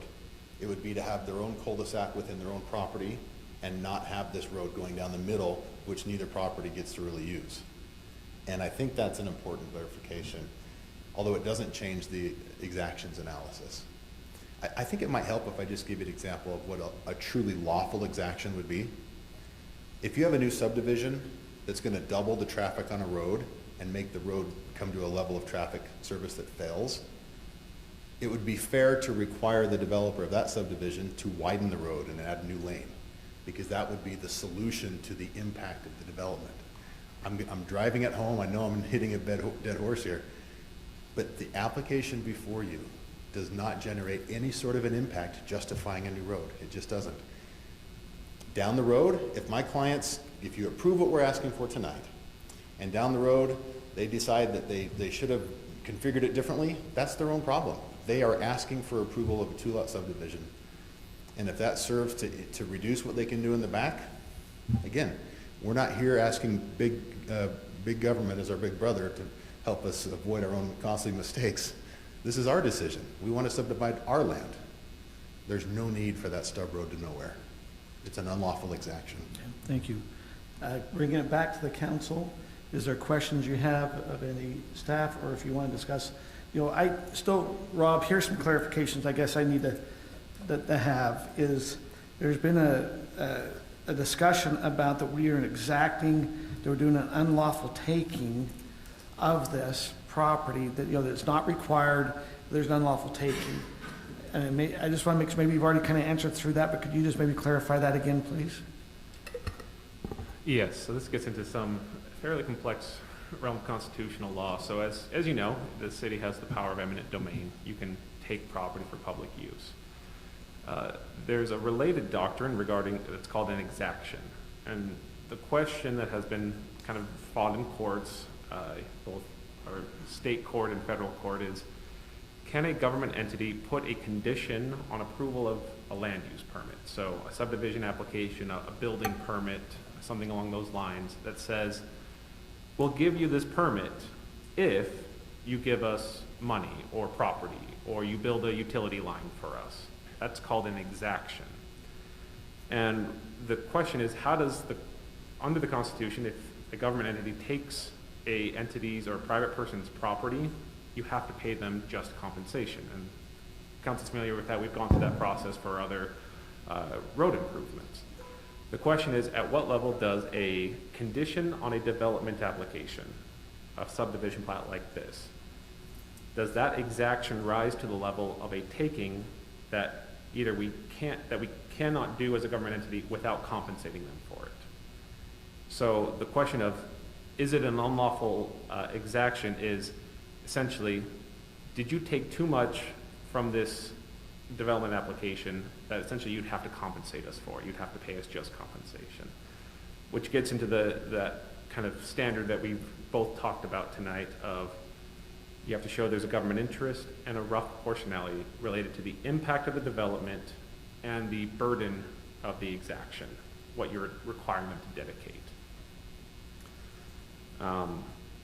And maybe I'll follow up on that note. As I said, I think that the core dispute is between the two-lot subdivision. The impact of it is how we look at, how do we say what the impact is? Is the impact on just the road in front of it, or is the impact on its own property and the adjacent property owner? There's the primary dispute. One option that has been, that was floated by counsel for the applicant is to request an ombudsman opinion. We can do that process, certainly. The council could continue this and bring it back once we have the ombudsman, a state office who renders opinions on these matters, have them render an opinion on this. So that is an option. A couple other points I wanted to raise, however, in terms of, I think this was brought up a little bit before, regarding what happens if no road is required. And they come to the city and realize, oh, we can't actually put in a road through here that meets city code. One thing I wanted to clarify, to acquire a variance, meaning a request from them to be excused from complying with city code for a specific reason, requires that the variance not be self-imposed, or the hardship for the variance not be self-imposed. In this case, I would say, should that circumstance happen, I would say this would be a self-imposed hardship where a variance should not be granted. That doesn't mean that necessarily they couldn't figure out another way of solving it, but that the city would require them to comply with our code, and likely they would be forced to regardless of how hard it is for them to comply with the code. And the other point I want to make, just on the concept plan, there's been a lot of discussion of it. Again, I agree, the concept plan is not before the council. You're not approving the concept plan. It was, we asked for it just to understand what the impact is on the rest of the property. How can the city ensure that this property is served with proper road access and utilities? There is no way that the council can or should try to say, oh, this is what you're going to do in the future, you're going to be bound to it. That wasn't the point of it. The point was, can we even see whether there is an alternative route that's feasible to make sure that we do serve this property?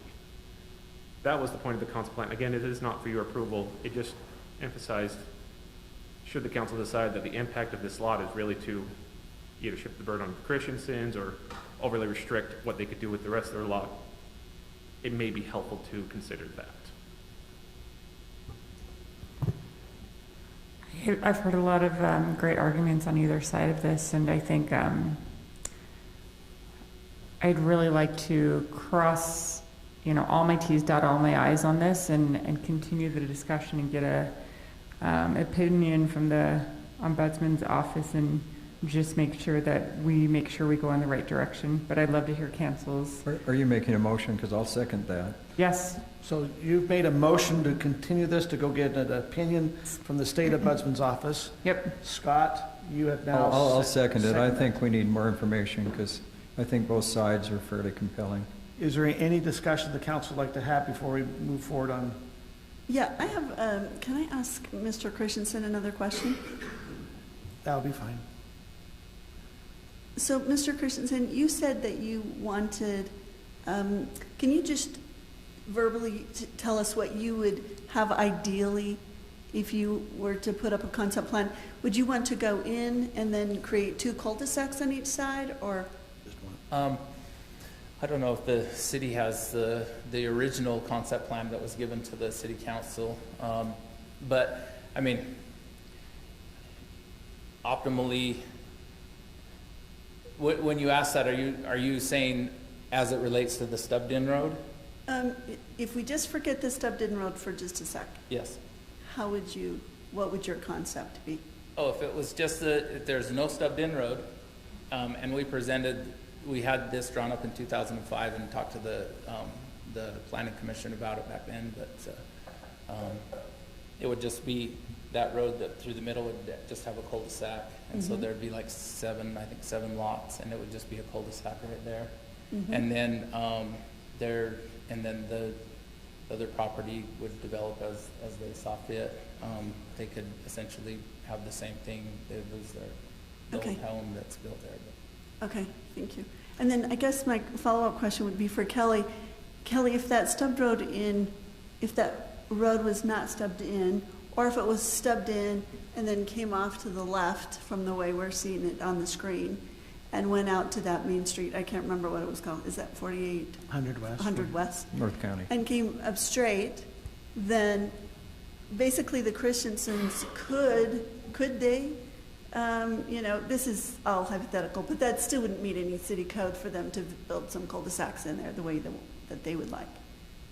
Okay, just so I understand correctly. Is it going to be more than 600 feet for the Christiansens? That's what I was for their for just their cul-de-sac coming up from the south? To my understanding, their original concept was the max 600 feet, right? Yeah, we did measure it out. So their original concept before that stub was even put there was just that cul-de-sac coming up from the south, which could have worked as it stood alone. Okay. That's just what I was wondering. We have a motion and a second on continuing this item. Is there any other discussions before we have a vote? We will now move to vote on continuing this item and getting the ombudsman's opinion.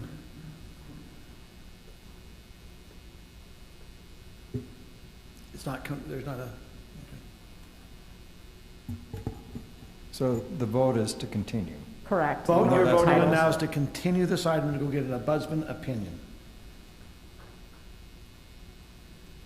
Just making sure it's not for motion of denial. No. It's your motion. Well, that's the language. The motion is as Councilmember Waddell. I'm sorry, it's just the way our voting software works. We have to put in something ahead of time. But up there it says that motion denied. This motion that's been voted on is to continue to go to the ombudsman's office. Does anyone need to change their vote based on that? They haven't voted according to that. That passes 5-0. That will be continued. Thank you. We will now move on to number 7, action item, Highland Glen Pond Shoreline Trail Improvement.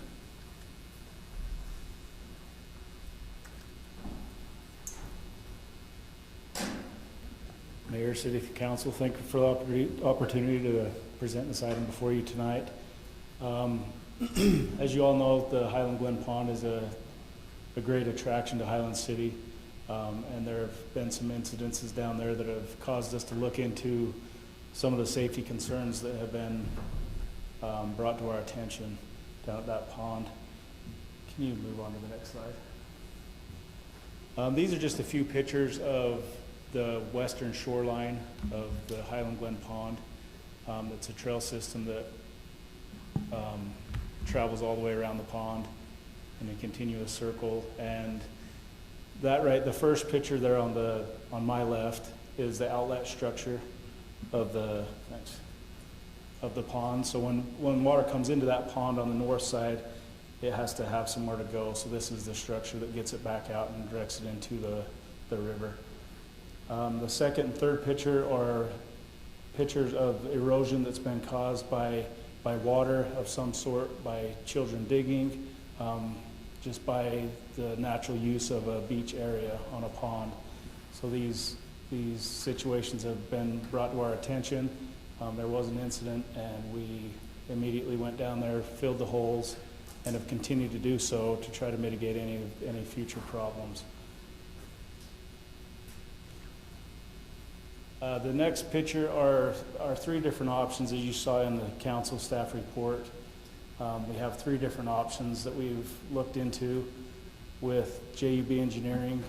They've helped us come up with 3 different ideas or concepts on how we could mitigate or help in the future with this problem that we've had. The first one, I guess we could talk about, is the red one. It would remain in the same location as the original trail. It would be rebuilt, repaved, A retaining wall would be added with a railing on top of that wall to prevent people from stepping off the edge of the trail onto the beach area. There would be sporadic openings to that to let people in. The second one, which would be the yellow concept, or the option, second option, it would take you away from the pond, kind of through the wooded area.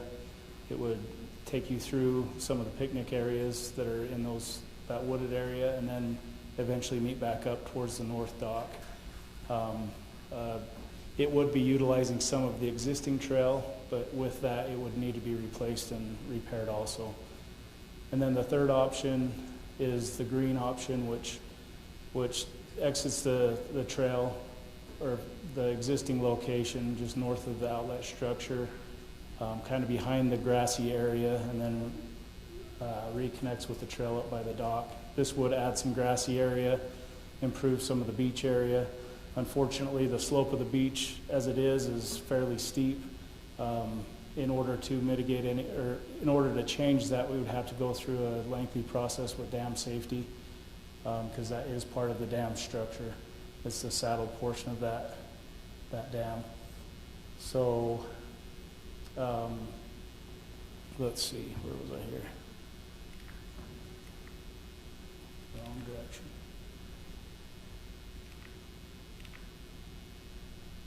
We're going all over here.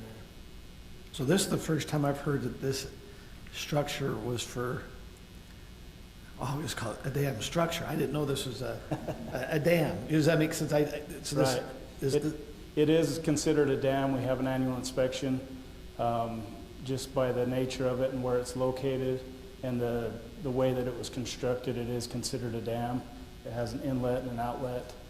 There is an embankment, and it's on the state radar as one of our dams that will have to be protected. So this next slide is our recommended solution to this trail. Is as you can see, we rebuild the dam. I keep saying that. We'd rebuild the outlet structure, which has gone into disrepair. Upon further investigation, while we've been looking into this issue and this realigning this pond or this trail, we've noticed how much of a liability that outlet structure could be to the city with the way it's constructed as it is. So we would definitely improve that, realign the trail.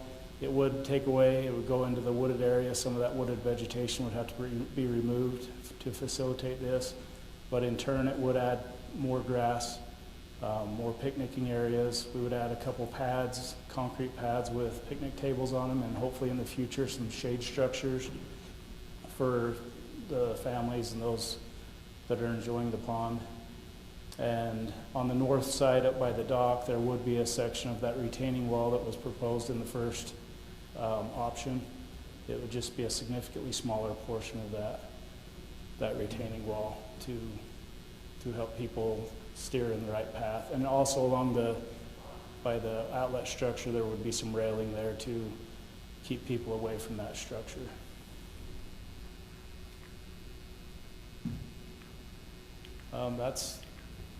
Any questions on that presentation? Or? So this is a related question, but we're going to go through some work and fix the path and the dam and everything, which I think is fine. I agree with it, and I think it's well needed, because that area of the path is just broken up terribly. It's dangerous.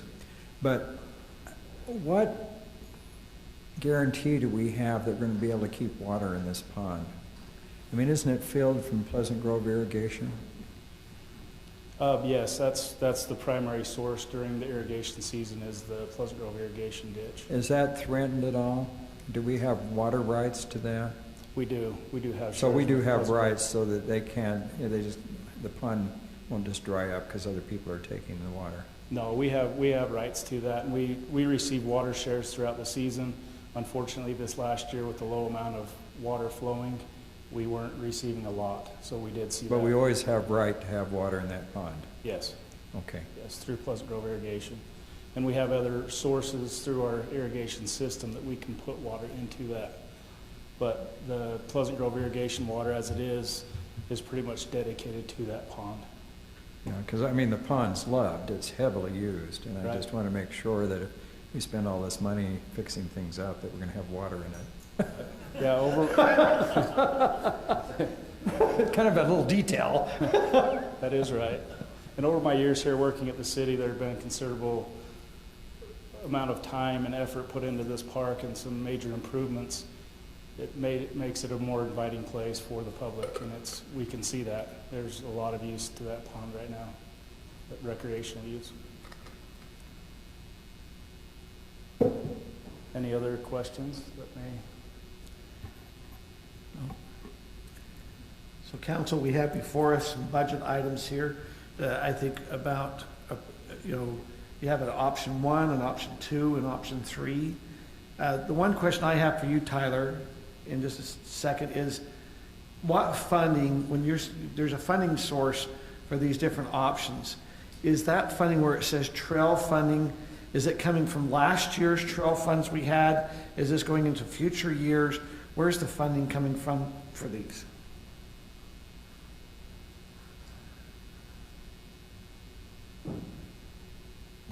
Good question, Mayor. This is all relative to the current fiscal year budget. So we're not pulling funds from previous years or... So my question is, last year we did not spend anything on the trail fund. That's right. Because I thought it was supposed to be going for Highland Glen Park. And that's why I was wondering if that's the money carried over from last year we're using here. That was why my question. It's my understanding, isn't it? It's We the money we didn't spend the spend trail on the money trails. last year.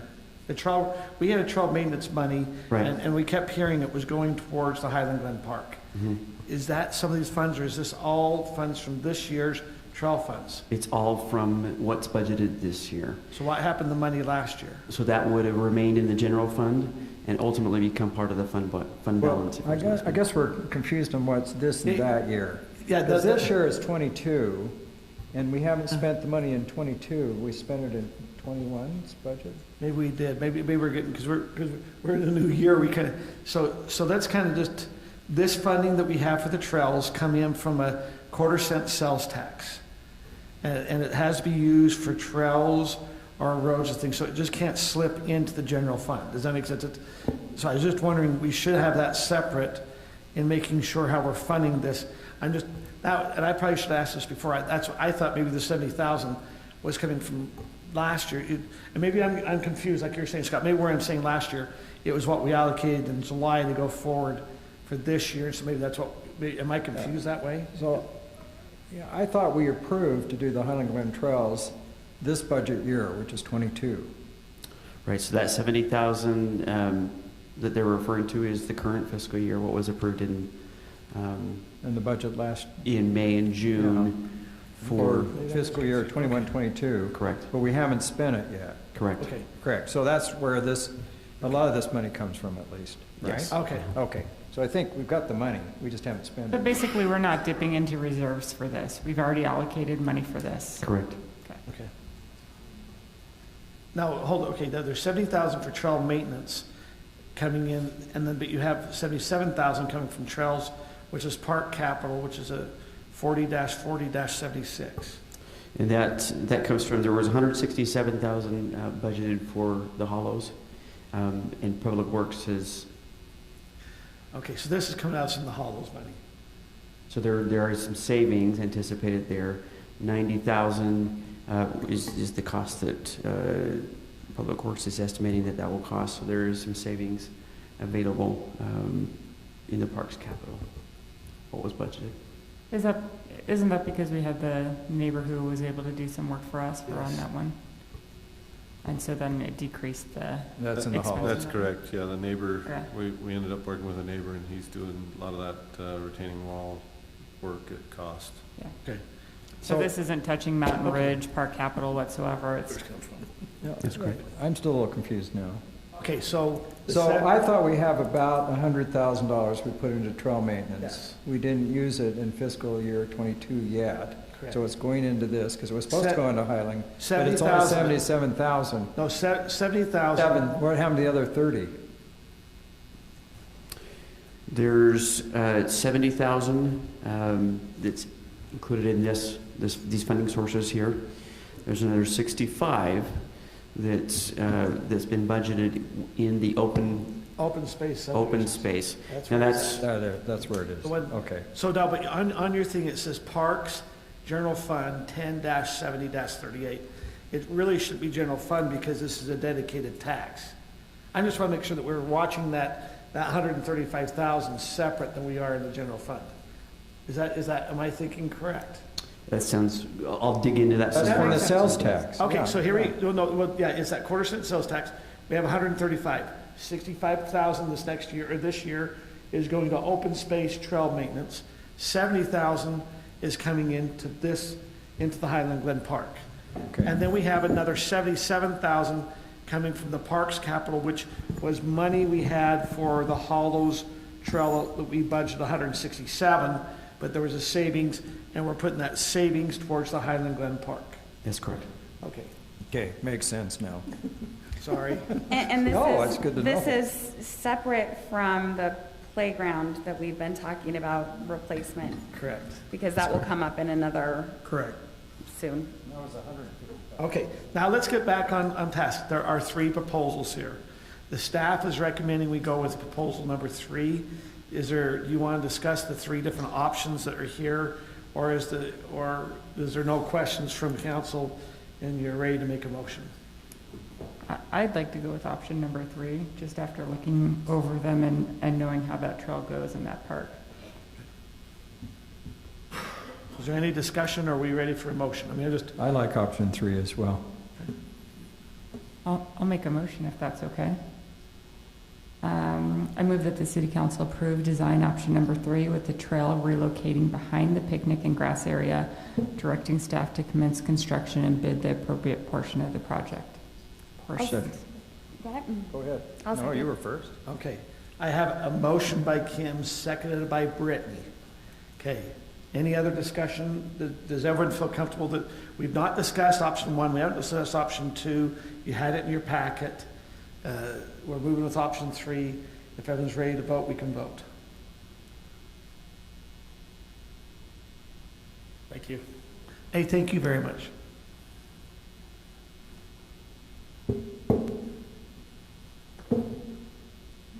That passes 5-0. We will now move on to item number 8, discussion on the sanitary sewer in Country Club and Dry Creek neighborhoods. Mayor and Council, I'll be discussing that item with you. As many of you know, our sewer lines that pass through the Country Club neighborhoods that are west of, kind of southwest of the Country Club, are nearing capacity. So we've had a couple of scary incidents where when the Country Club has emptied their pool, we've been nip and tuck as to, almost flooding, some basements in there. And so this project's been planned and moving forward. This was identified in the rate study that was done in May, or completed in May of 2021. And then we've got the plans nearly ready to go. On your screen, and there's not too many from the audience left, but what you see in green on the screen is an alignment that is proposed as a new alignment, and that, because it's new, it would have to be open cut or cut in fresh into the roadway. The reason why we're looking at a new alignment there is because otherwise we have to go down the side yards between 2 existing homes. And in your packet, I don't have the pictures here, but in your packet we threw in a couple pictures of what it looks like to go down the side yard of people's homes. We're doing that right now on the Victor View project, and that is not an insignificant undertaking to the people's homes, to their way of life, to their yards, their landscaping. It kind of turns their world upside down. Now, sometimes we have to do it, as we do in the case of Victor View, but when we can avoid it, it's advisable to do so. So we're looking at a new alignment in green. The section that's in blue, we are going to entertain bids both ways. And when I say both ways, there's a technology that is called pipe bursting. And essentially what you do is you pull a bigger pipe through the ground. And you get on one side with a big winch, and then you have a hammer that kind of has an impact, and it pulls through and it bursts the old pipe and pulls through a new bigger pipe. While it's certainly impactful, there is nothing about replacing a sewer line in an existing neighborhood that's not impactful. It's less impactful because we're not digging up the entire street, but what we do have to do is we pull through the sewer line, and then we have to come through and we have to dig little window trenches to reconnect everybody's sewer laterals that connect to that line from their homes. So the blue section, we're going to bid as both options, either to open, cut, and replace, or to pipe burst, and whichever one comes out less, that's the one we'll go with. The section in red that's on the more easterly portions, we're strictly going to pipe burst, and that's largely due to the constraints. There's tight streets, tight neighborhoods, and then there's pressurized irrigation that actually got laid on top of the sewer line. And so if we're to open cut it and replace it in place, then we'd have to also move and relocate the pressurized irrigation pipes, which were laid later. And so that's what I'm lumping into the constraints. And probably the largest constraint is that ultimately we're ending this sewer line at the pool for the country club, just to the west side of the pool. And the thought of trying to open cut through tee boxes and the country club, again, constraints and leaving them operational during the construction, so we're looking at this from every avenue that we can, as far as how to best apply both the funds and the construction methodologies that are available to work within our constraints. So we've got this nearly lined up to go to bid. Last couple of decisions that we need to make, which is why we're talking tonight, is how we, with this new alignment that's in green, how we address the entry to the country club. So many of you are familiar at the entry to the country club. These photos are taken, approaching Alpine Highway from the country club. You've got 3 island sections that have very mature trees, some of which are deciduous. They're actually Siberian elms, some of which are evergreen. The islands are approximately 12 feet wide, 10 to 12 feet wide, and the trees are they aren't exactly planted down the middle. They kind of float, if you will, in the islands. We've taken a look at these trees and want to go forward to the map and then come back to these pictures probably. Ty Christensen's here, and he's had a career's worth of experience of maintaining this section with these islands and the road condition there. And so I want to give Ty just a minute to speak to that. But just in the bare minimum of what we can do with the trees, as a minimum, the trees that are highlighted in purple are going to have to come out in order to dig this new sewer trench in. Those are the Siberian elms, and the root damage will be too drastic. We've actually had one blow down in the storm. We had to take another one down because there was an incident with the tree, and so these trees have been somewhat requiring a lot of work out of the city recently anyway. But those 4 trees that are in purple, those are going to have to be removed because it's been determined by the city arborist that keeping those in place and doing the sewer line construction, they would eventually die anyway, and we'd be looking at them either falling on a house or something that we might have a part of. I don't know if they'd reach a house, but falling anyway, say it that way, falling on fences, etc. And so we're going to have to take out the purple trees. The question is the balance of the trees. It is possible that some of the evergreens could remain. They don't have quite as wide a root structure. There are some problems with the evergreens. That's specifically what Ty's here to discuss is the island section there.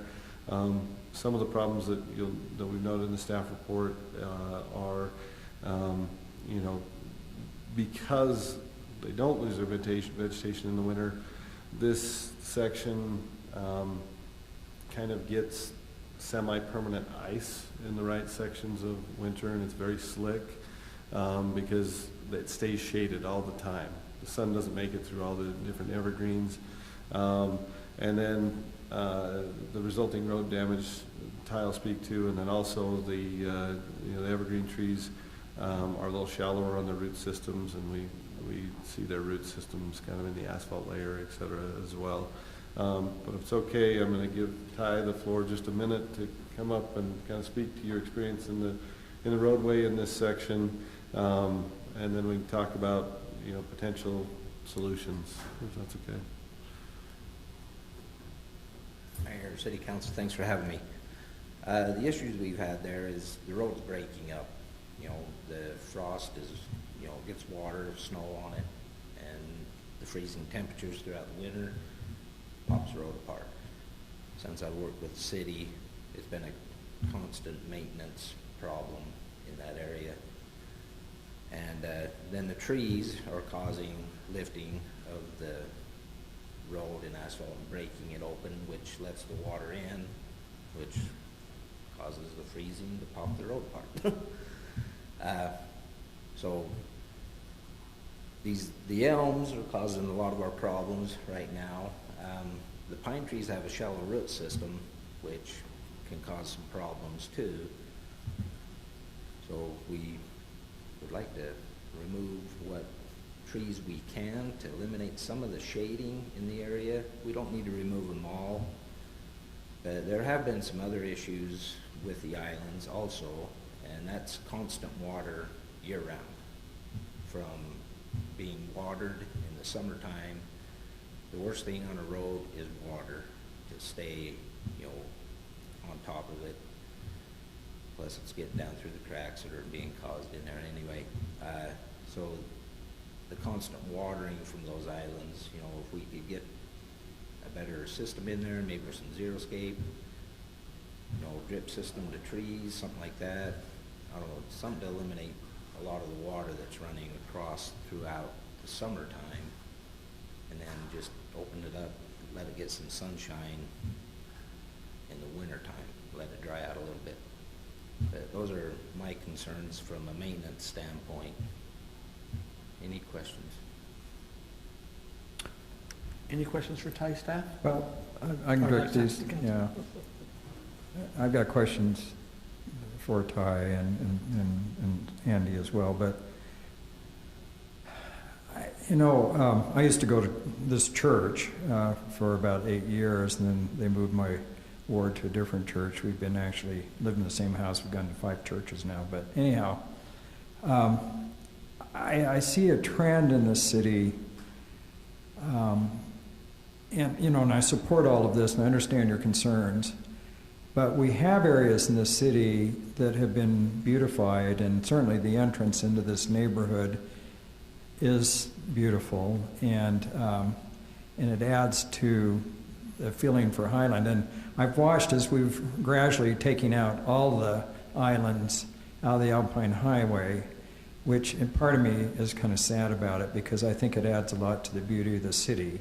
And I understand their maintenance problem, and they have to be zero-scaped and all this stuff. But it adds, you know, I think, and I'll be real honest, I think Timpanogos Highway is butt ugly. And it goes right through the middle of our city, and it doesn't do anything for the beauty of our city. So I would like to see, personally, as a member of the council, I know what you have to do makes sense and everything, but I would like to see, you know, some preservation of the islands. Maybe you need to plant different trees and do some zero-scaping, but I like this idea of traffic slowing things and beautification in the city. Because, you know, from an engineering point, you know, the wider the road, the better, and let's move the traffic. But, you know, I just, every time I'm out on the Timpanogos Highway, I just think, you know, it moves traffic great, but it's really ugly through the middle of our city. And I don't know if anybody else shares that concern, but that's kind of my feeling. If there's some way to preserve something to keep this beautiful, I would appreciate it. And I think the neighbors would too. because it slows traffic into their neighborhood. It's kind of a nice entrance there. That's my opinion. The other thing is, and this is for Andy, you know, all this pipe bursting, all this stuff we have to do. How much downtime is it for people using their sewer? I mean, how many days can you have to go where you can't flush your toilet? So what we do when we pipe burst is we pump around the sections that we're bursting, and then what they do is they actually just take the people, I mean, other than the rare instance in a normal kind of pipe bursting, what you do is in one day's work, you'll line it all up and then you'll burst manhole to manhole. You'll pump around that so that everybody else's sewer in the neighborhood keeps going past it. You'll ask those homeowners not to use their sewer for that given day, and then you have everything lined up so that basically you pull the pipe through for the morning, and then for the afternoon you reconnect everybody's laterals so that by evening, everything going as planned, they can again use their home, you know, their sewer and their toilets, et cetera, bathroom, showers, whatever, you know, by the evening. So it does take a very coordinated effort, a very planned effort, but you basically are only taking people out of service for one day with that. And it's still invasive. I mean, you still have to come and dig a bunch of holes down the road, and you have to, you know, you have to dig a big pit for the pipe to enter, be pulled into the other one. But it's a lot less than coming down the street and just digging out that whole street to 10 or 12 feet wide. The collateral damage, if you will, from a 12-foot deep trench is pretty significant in terms of impact on people's ability to access their driveways and their properties, et cetera. So pipe bursting, I'm not going to minimize that it's not impactful because it is, but in other projects that I've been involved in bursting, we've been able to, you know, keep people accessing their driveways, accessing their home. Yeah, there's one day, worst case scenario, it goes overnight, but that's very, very rare, you know, that they can't use their sewer, but it's not days and weeks. It's just kind of an inconvenient day. So if they can't, you bring in porta potties? Yeah, you got to find out some kind of plan. I guess my question is when are these roads, I mean, we're going to do all this repair work and fix the sewer. When are these roads scheduled to be resurfaced in our maintenance plans? So these have been postponed waiting for this first sewer project, right? To figure out what we're going to open cut. And right here, right now, what we're prepared to say is we're going to rebuild the green, the portion of the road that matches the green. When we do that sewer, we're going to rebuild that section of road. Whether or not we rebuild the blue section, when I say the blue and green, I'm talking pipes, you know, that are on the colors on the map.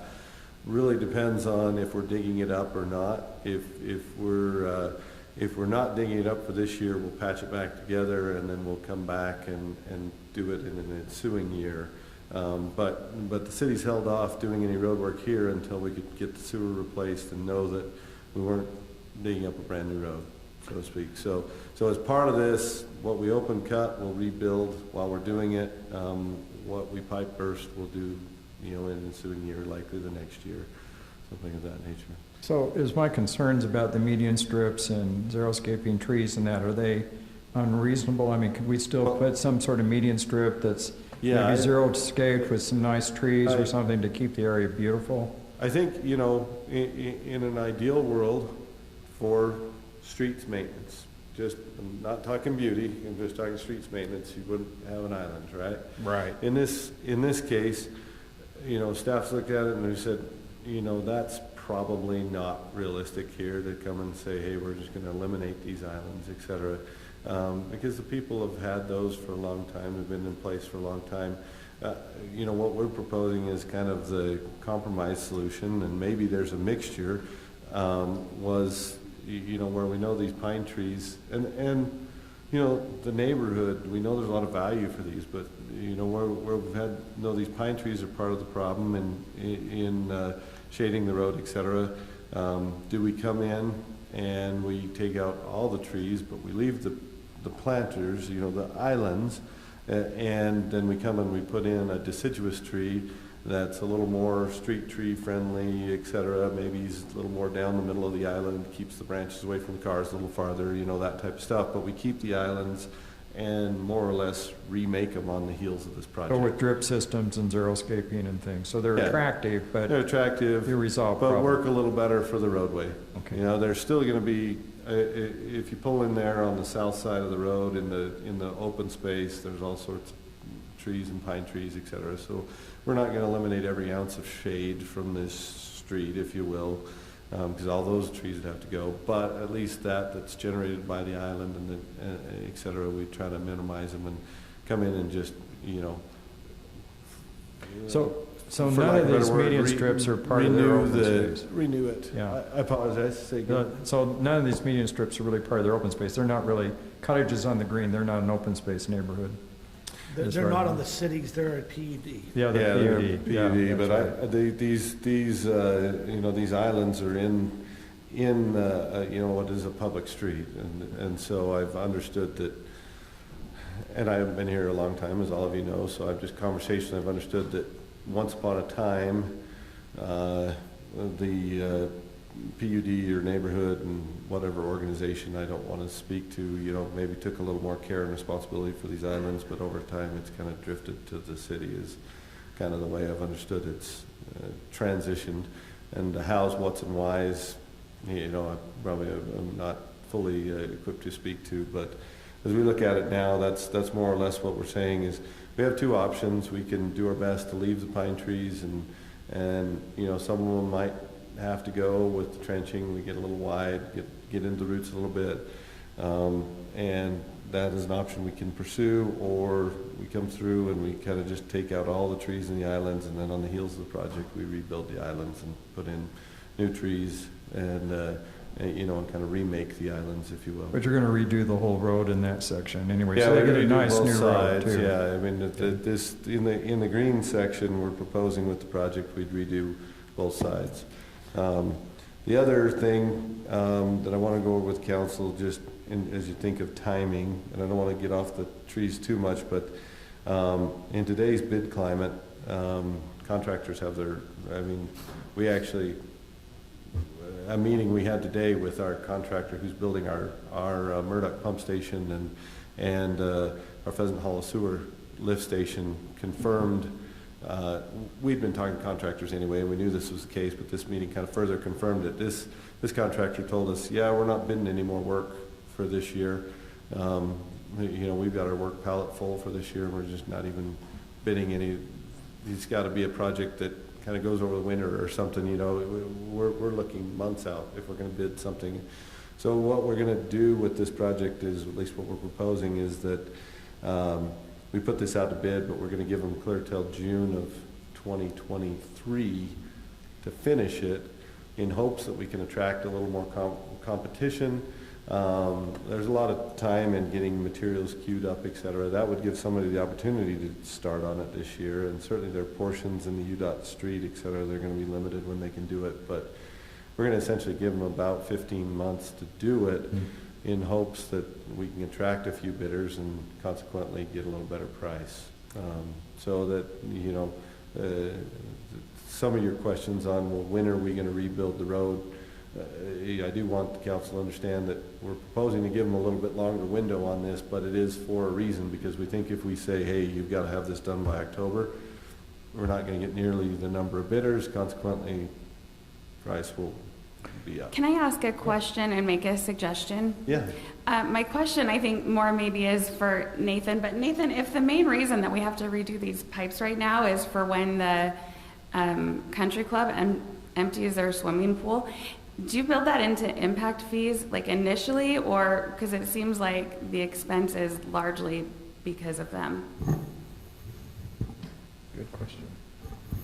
So that is, excuse me, Andy, you can correct me if I'm wrong, but that is a consideration, not all of it. When they do release, it becomes more of an issue than normal, but they are, even without the pool, they are running at near capacity. Correct. That's a correct statement. We're running at capacity right now. at various peak times. And so when they release their pool, and we've talked to them, hey guys, you know, you cannot release that pool all at once or you're going to flood your neighbors, you know, et cetera.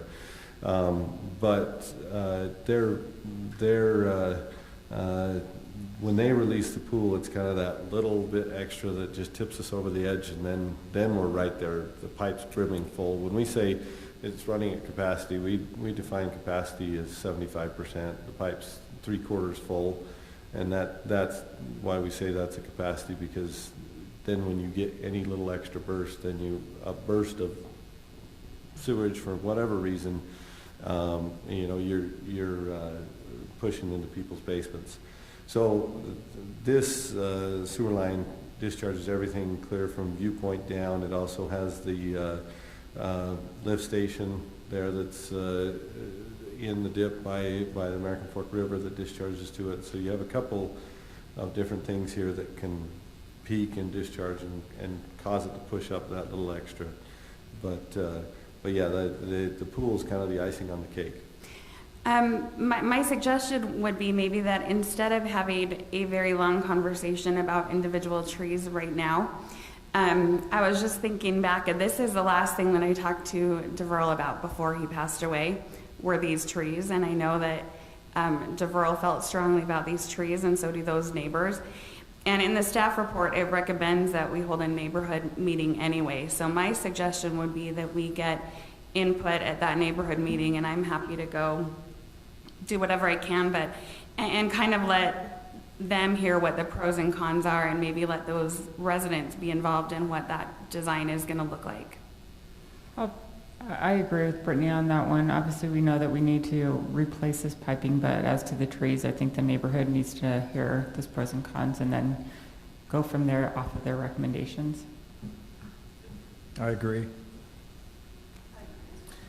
Okay, so the council has given some, that we, before moving forward with the tree situation, now, I don't know if that stops you from going out to bid. Would that hinder your going out to bid, what, the tree discussion, or can we move? I think those can happen concurrent. I didn't mean to cut you off. I apologize, Mayor. Oh, no, you're fine. But I was saying that was kind of the question I had for you, Andy, is that we can go concurrent. One thing I would ask is that in the bid that we don't open the roads up in November through February, because they can't get asphalt. And so we got to be careful if they open the roads for these projects. If they do it in February, you know, in the non-asphalt times, we would consider it a temporary patch, and we will in the bid require them to do what's called hot mix, or, you know, it's the asphalt that you used to see bound together, but they'd have to come back and replace it in the spring. There is some thought that doing it in the winter, at least one entity that would like us to do it in the winter, or we assume they would like us to do it in the winter, is the country club. Just because, you know, they would be in peak golf season, if you will. Because even though we're going to pipe burst, it's still going to be impactful to them. But yeah, that's what we've contemplated, is that if they do it in the winter, they've got a temporary patch and then come back, and that would have to work to their advantage for their work palette to come into play and still help them win the bid, right? Okay, so just to kind of help make sure staff and Andy, the council would like to hold a community meeting, the neighborhood meeting there, just to kind of discuss a little bit on the tree situation. But the council's fine for him to start moving forward towards the bid. That would not, this might not be done till June of 2023. Is everyone agreeable to have that happen? I think that's fine. And I don't want to put any extra work on staff with that neighborhood meeting, so I'm happy to help facilitate any way I can, so that Andy and his staff and Nathan, so that you guys don't have to do it. I'm happy to help. I'd just like to say this real briefly. I've been impressed with Andy's negotiating skills, because Pheasant Hollow thinks you're wonderful, and that's the first time in 30 years. They just feel like you're an advocate as well as being the city engineer. And I think the discussion we had last week on changing the channel, was it Broadleaf? Am I remembering the name right? But, we got this wonderful email from Tanya College just thanking everyone for all the great things. And she's been real stressed about it for 10 years. So I think whatever you're doing is really working. And so I go to it.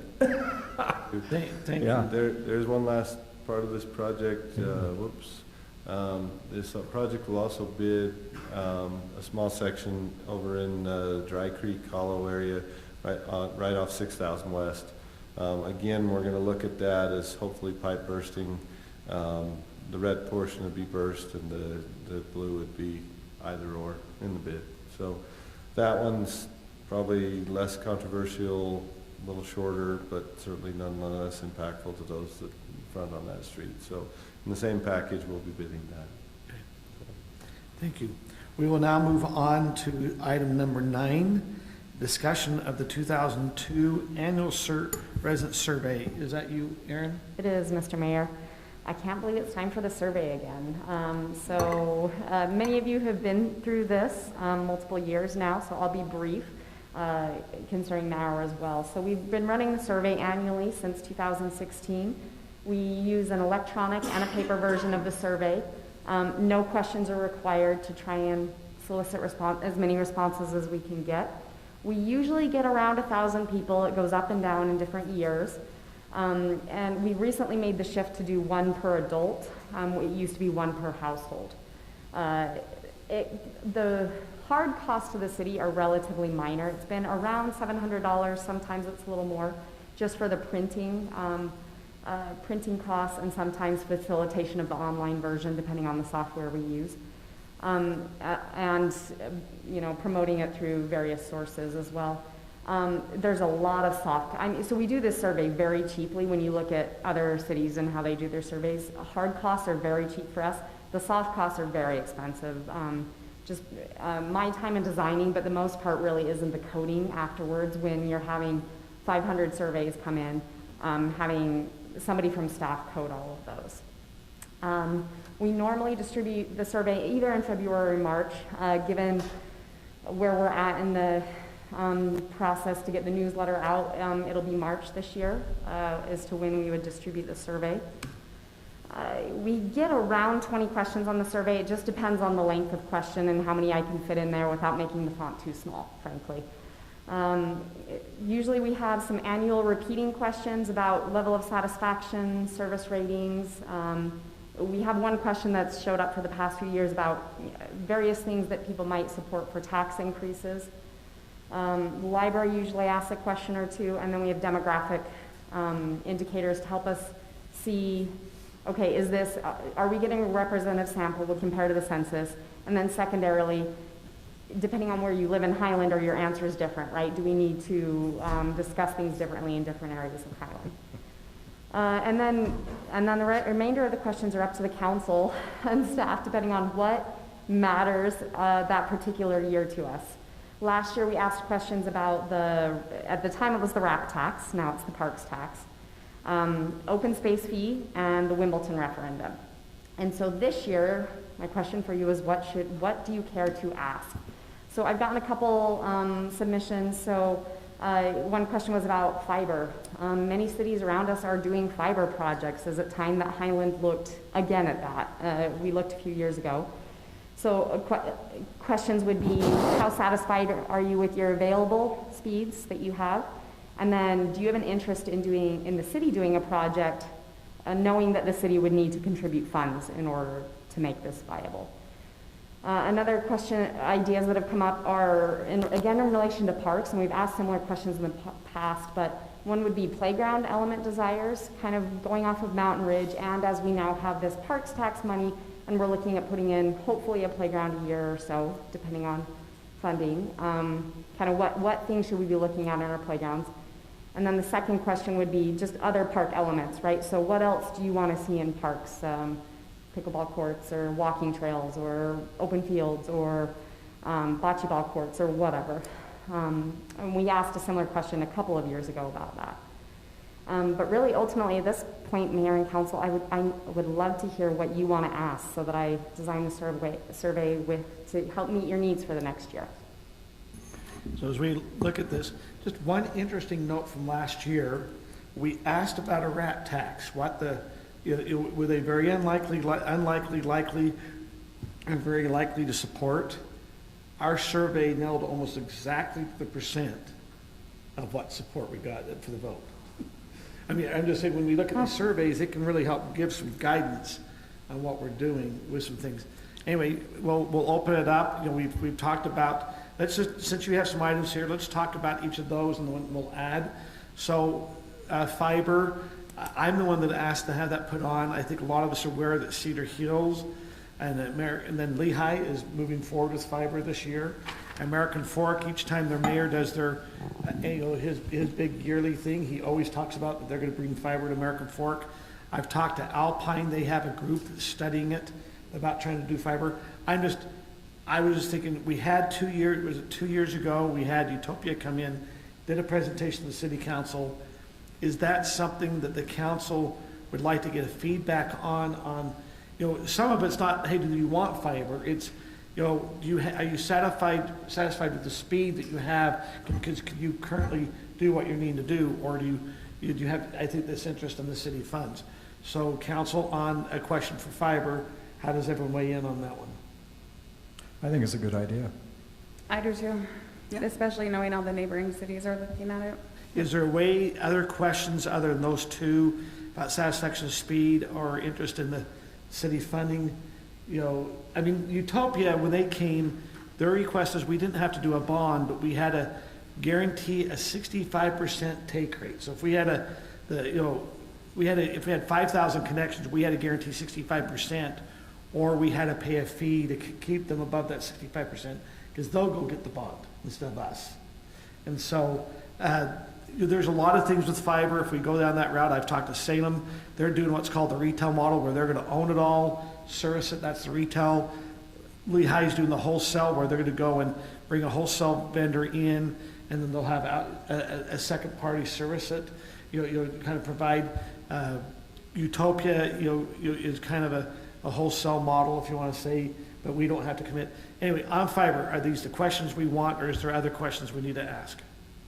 I really like the idea of asking about fiber, and I like the second question. I'm wondering about the first question, if it should be, how likely would you be to purchase or sign up for the fiber, rather than speed satisfaction? Until they probably know the cost. I don't know. Yeah, I agree with Sarah, because I bet most people are not satisfied with their speed. Okay. So what you're saying, if the city brought fiber in, what's your likelihood to sign up to switch carriers or? Yeah, how motivated would they be? Especially if we have to make a decision that if 65% of the residents need to sign up, but we only have 20% responding that they actually would.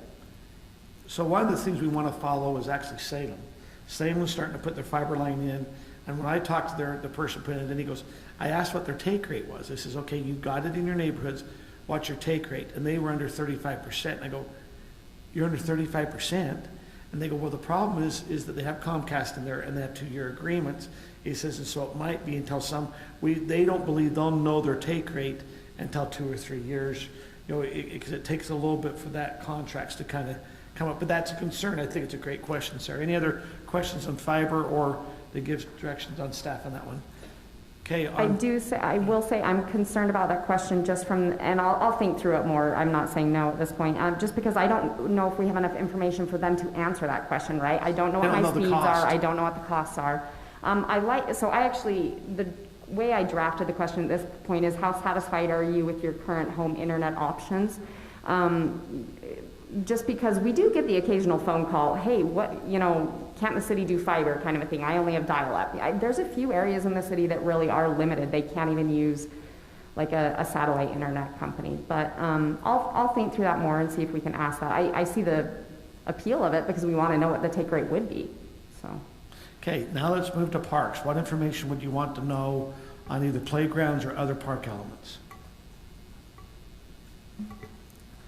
And I really, because we are limited on space, I kind of want to know, is this really a question that we need to know the answer to? We got the answer in 2020 as far as the other park elements. Are we considering, Mountain Ridge is mostly designed. We're still working out some details. Unless there is a change that council is considering, I don't know if this question is needed. But please correct me if I'm wrong. But people's opinions, I know what you're saying, but people's opinions kind of wax and wane with the years. It might be interesting to see if we get the same response that we got 2 years ago. As long Because as- maybe yeah. more people want to play pickleball, or maybe people Yeah. want no pickleball, or maybe people want more baseball diamonds. It might be just interesting just to kind of see if we get the same. I don't know if anybody That's a else good is point. interested in that, but I think it'd be interesting to get more information from people, what they really want. I You might- really like that, because I mean, if you go and ask people, you know, do you want more pickleball? Well, if you're happening to talk to somebody who likes pickleball, of course it's gonna be that. but Sure. Maybe you're not hitting up another, you know, The baseball people. yeah, the baseball people or the soccer people, whoever is, you know, loudest at that moment, it still could be the, you know, small minority. Well, the one thing that just dawned on me is when we asked that question, that was right in the middle of pickleball. And so Yeah, I was in the pickleball. it may or may not, Yeah. at least on that question alone, that pickleball item may or may not be accurate. So it might be interesting to see if things have changed since we're out of the pickleball tournament complex. That's a good point. Yeah. I think another question I would be interested in the answer to as we're talking about Mountain Ridge Park is what are the interests for having those club teams take ownership of those fields or have them be I exclusive? think it's important, but they have enough information to be able to make an educated. I would be interested to know just what they think about that idea generally, and then they had also floated the idea of having a Highland like Alpine Rec League, and I would be interested to know if that's even something that we consider, or if people are just gonna do North Utah County. And Kim, what do you think? You've been. Yeah, I know it's something that people have talked about, and especially with the discussions with Surf, they brought it up as well. So I think that should be on there as if there's interest in I don't know, what is it called? A rec league? Yeah, rec league. Be aware that also comes with funding. Does that make sense? It means they say yes, then we go, okay, how are we going to fund that? My question that I would like to ask, and I really want to start looking 5-10 years down the road, is maybe kind of indicate the top 3 city services Highland should improve, restore, or add in the next 5 years. Just really looking at what people are wanting to see within 5 years from now, what they want to see restored or added or improved within the next 5 years. Is that a line they would just write in? Mm-hmm, open-ended question. And I know we do open-ended questions because I've written in many. Does that make sense, Aaron? Yes. Can we do open-ended questions on the survey? They are extremely difficult to code just from a time standpoint. You get We results can back do to them, but If you get 1,000 and there's different things, it's hard to give us back the data, is what you're saying. yes. We did ask a question, maybe I can pull it up, in earlier years. Essentially what you're talking about, start, stop, and keep the same, different city services. And you know, we don't need to answer all of those tonight. Let me send you over that question, Councilmember Rodella, and you can let me know if that's what you were intending or if it's something slightly different. Yeah, I guess I'm like intending to see like where are people wanting to see Highland in 5-10 years from now? I mean, are they wanting to see more commercial, less commercial, bigger lot sizes, less, you know? We have usually one about lot sizes. We've usually had that in the past. Yeah. We haven't in a few years, but it was a lot. I don't remember why, but we have asked questions regarding lot sizes in the past. What's a big lot for you? What should the future? I think it was when we did R130 a few years ago. It was 2 years ago, I think. 3 or 4 years. 3 or 4, probably. But yes, to Nathan's point, it's a hard one. Square footage, acreage is kind of hard for a lot of people to conceptualize. But yeah, I can pull up those questions again. I like the open-ended. I know that's a lot of work, but I like the open-ended because people really feel like then they're not narrowed into saying a yes or no question. They can actually write down their thoughts and answers. I don't know. I really like that idea. It's just interpretation. It's when you get it, how do we get the information back? Yeah. For the open-ended?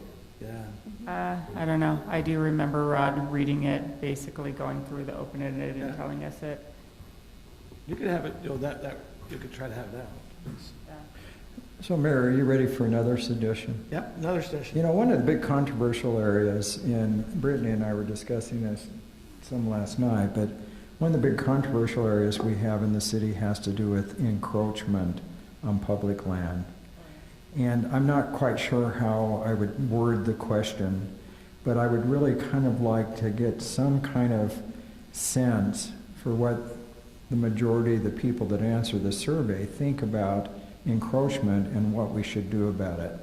Because we really struggle with this. I mean, it's easy to be black and white on it, but it's really a big shades of gray issue, I think. And, you know, again, I'm not quite sure how I'd word the question, but I would like to have at least one question on encroachment.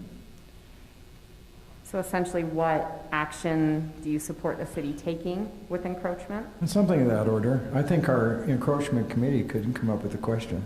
Yeah, Is that passing the buck? Yeah, I feel like I have some free time, so I'm happy to do that.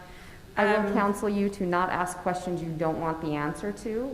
Like if it came back and said, don't deal with encroachments, is council okay with that?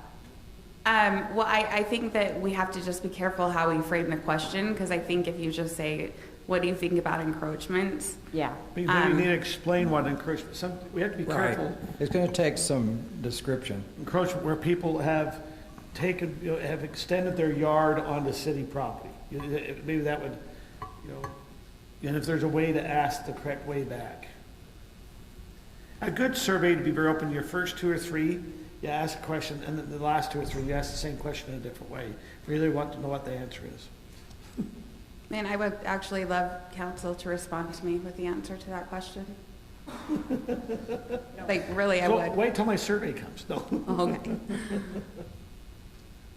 We'll be happy. I think that needs to be as a discussion item that we'll be having at another time about what the feeling is from the council, how to move forward with that, I believe. That would be good. Okay, is there other things on the survey that people feel like need to be discussed that maybe we consider on it?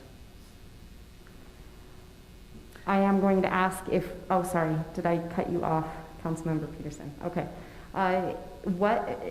In looking at this list, I do not think I can fit all of the questions on. I will try. What are the priorities from council within these? So we have the topic of fiber, parks.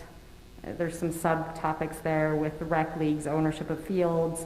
This long-term question, open-ended, that Councilmember Rodella brought up, lot size, and encroachments. Can I get a sense from council, maybe top 3 or 4, knowing they're going to be different for each of you, but maybe we can fit on. Well, you know, we've asked about lot size repeatedly over the years. I think we understand that people in Highland like larger lot sizes as a whole. I mean, that's what I always hear in the elections. And so I don't know if we have to ask that question again. I think we need to direct this survey into another, looking at some new things. Okay. We're not even going to have that many of those lot size discussions. No, that's right. There's not much left. I don't know if that's really helpful. Are there any other that are low-hanging fruit that could be cut if we end up in a hard situation, or you need to cut some? I like the one where it asked about the use of clubs on the fields. Okay. But I don't, except I'm saying take it off, because I don't think you can provide the public enough information for them to actually answer it, you know, in a way where they really understand the question. So I would say that's. Well, you're saying we'll get the data and we can't interpret it because we didn't know how they looked at that. Because we don't know how they interpret it, right, the question. And I don't think we'd have the room to put enough information on the survey. You think that with the fiber, we can be able to get enough information to understand what they'd be looking for if they're supportive of fiber? I think most people know what fiber is, but that's just my hunch. I think it's just the way we word it. Do we think I mean, like on the park, you know, I agree, you know, we've had two or 3 years ago, we had quite a bit of, we had its own survey, I think it went out on the park. I mean, we went and gathered a lot of information just about park, what the amenities. Are we really wanting to know on the amenities, are we wanting to know, do they want to support a baseball diamond versus us put in the 3 soccer fields? I mean, is that Are we amenable to change, or are we saying, no, we've already got our plan and we're moving forward with that, so there's really no reason to ask? We've been asking and asking, and we've put a plan together, or are we amenable to a change at this time? I feel like we've got a lot of information about what people want in their parks, and Kim and I have talked to a lot of people about parks, and we'll continue to talk to them, like, as we finish the designing, but, I mean, at this point, I don't think we would want to totally change or redesign Mountain Ridge anyway, so I feel like we've got a really good idea of what they want, and we've got some ways that we're gonna collect feedback, I think, going forward a little bit also. So that one, I think we've got the data, but maybe what about what they want in their park, like their playground amenities? Are you wanting, what are you wanting them to say? I want a swing, I want a slide, I want to have something that's more all abilities, I want something that's a zip line. I mean, are you trying to get... And to Councilmember Bill's point, the intention is, as we go to each playground, to update it to survey the neighborhood around there to get their feedback. So that might be better neighborhood specific rather than a mass survey. I feel like we've got the information we need for now. So I was just thinking about the club issue. Mm-hmm. It seems to me like you could have a question saying something about if we could get private funding to complete some of our parks, would people be willing? Knowing a private entity, like a private entity would when I'm talking fund- about private funding to finish some of our parks, would people be willing to accept some limitations on those parks? Hey, Wes, as a member of our Parks, Trees, and Trails Committee, do you have an opinion about the way we could word that question? Because I know you've been talking to Surf. Yes. And we don't have to word them all tonight. I'm happy to work with Wes on that one. Yeah, but I think Scott gave a good suggestion. If we had an outside entity that was willing to help donate towards finishing some of the fields. Finish some of the parks. But they got some of the parks, are you amenable to allow them to have some usage? Yeah, would you willing to accept some limitation of the parks? Because we go into this conundrum where we just don't ever finish the parks because we don't have the funding unless we go out and bond, and that's kind of been something we haven't done for years in the city.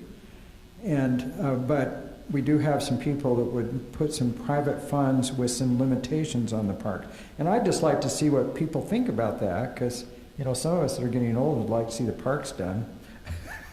So that's, if there's a way to word that. Okay, anything else? Move on. Okay, the next item we have, do you feel good, Aaron, where you're at on that?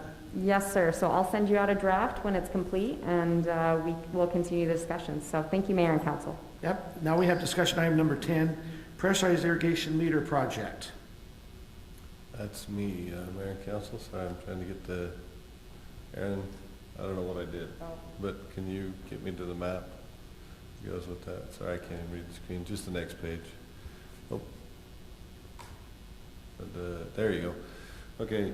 So, Mayor and Council, as you may be aware, in the rate study that was completed last May, there was a 5-year program laid out to do pressurized irrigation meters in the city.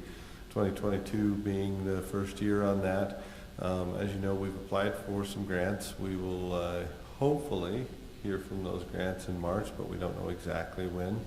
But in preparation for moving forward with pressurized irrigation meters with or without the grants, we've looked at, okay, what would we do in year one?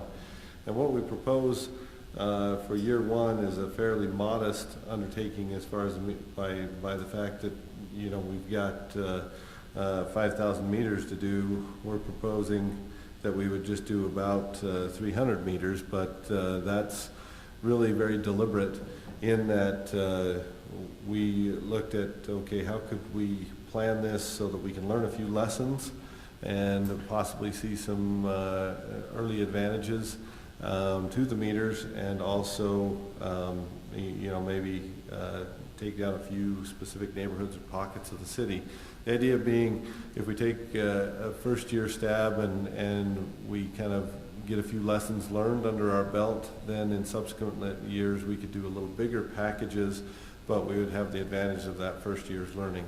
So we looked at the Viewpoint neighborhoods, the Hog Hollow portion of the Hog Hollow zone that's on the booster pumps right up there at the top, and then also the Hidden Oaks neighborhood.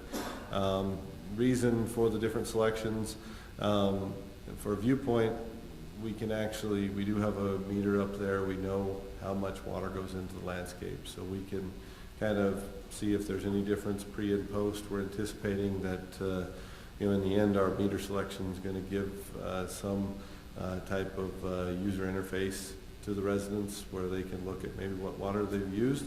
So we can measure, we can see some results there. Again, Hog Hollow, we have a feeling for, we can't measure exactly pre and post use up there, but we have a feeling for how often the pumps have run, et cetera. And so we can maybe get a little gauge for, are we seeing a difference? And then the reason for Hidden Oaks is we were looking for a neighborhood that was a little bit more established in the city, and looking for, kind of some lessons learned in some of the areas where the pressurized irrigation service has been in a long time. And so this is, we're not even planning to go to bid on this until we know the results of the grants, because if you spend any money before the grants, you can't count it. And so we're just trying to get things kind of teed up, if you will, get some feedback from the council on these thoughts and these neighborhoods, as we look to go forward. But this, unlike the sewer project where we're ready to go forward, this is one where we're trying to get queued up, but probably just slow playing until we find out the results of the grants. So just interested in any feedback you may have, any questions, any thoughts on this year one pressurized irrigation. I ask a lot of questions, I'm sorry, but one of the ones that come, now let me clarify it, as I understand, the state's mandated that we have to go to meters at some point. Is that true? Yeah, they've mandated that every new connection, everything that's new has to have a meter. And the anticipation is that it's coming. We've heard, at one time we heard 2025. I've heard some cities saying it's 2030, they have to have it all done by. Yeah, and I don't have an exact date here tonight, but that's why we're moving in that direction. And there is also in the governor's proposed budget, some additional money for water, et cetera, that, if that gets adopted, there might be additional funding opportunities. So the purpose of this is to kind of get experience installing meters in an established neighborhood.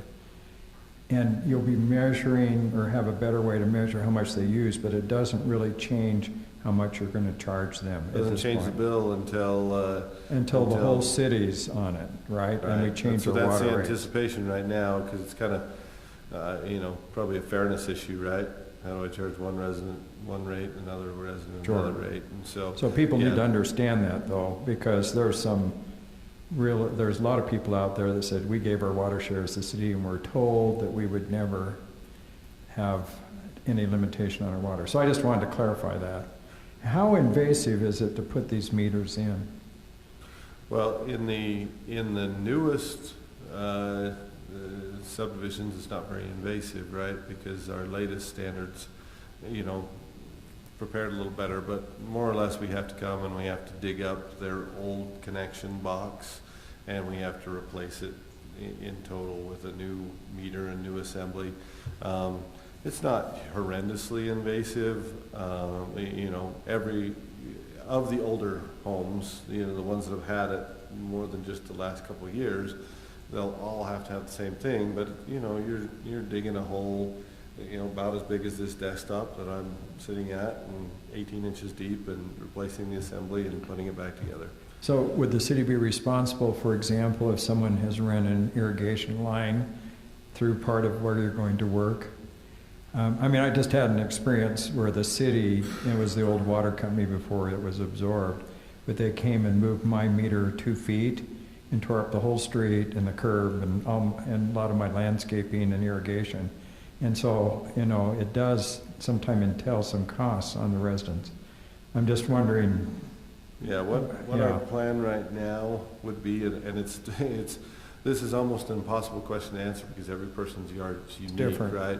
But learning from some of the other cities that have done it, Alpine recently did it, and they basically had 3 categories for their paying their contractor and how they pay their contractor somewhat influences how you treat the residents, right?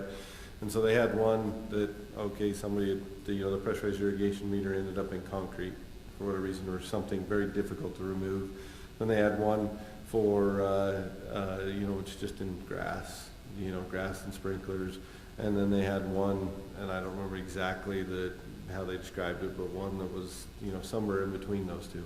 Where it was a little more difficult, maybe like flower bed or something that's a little more intricate.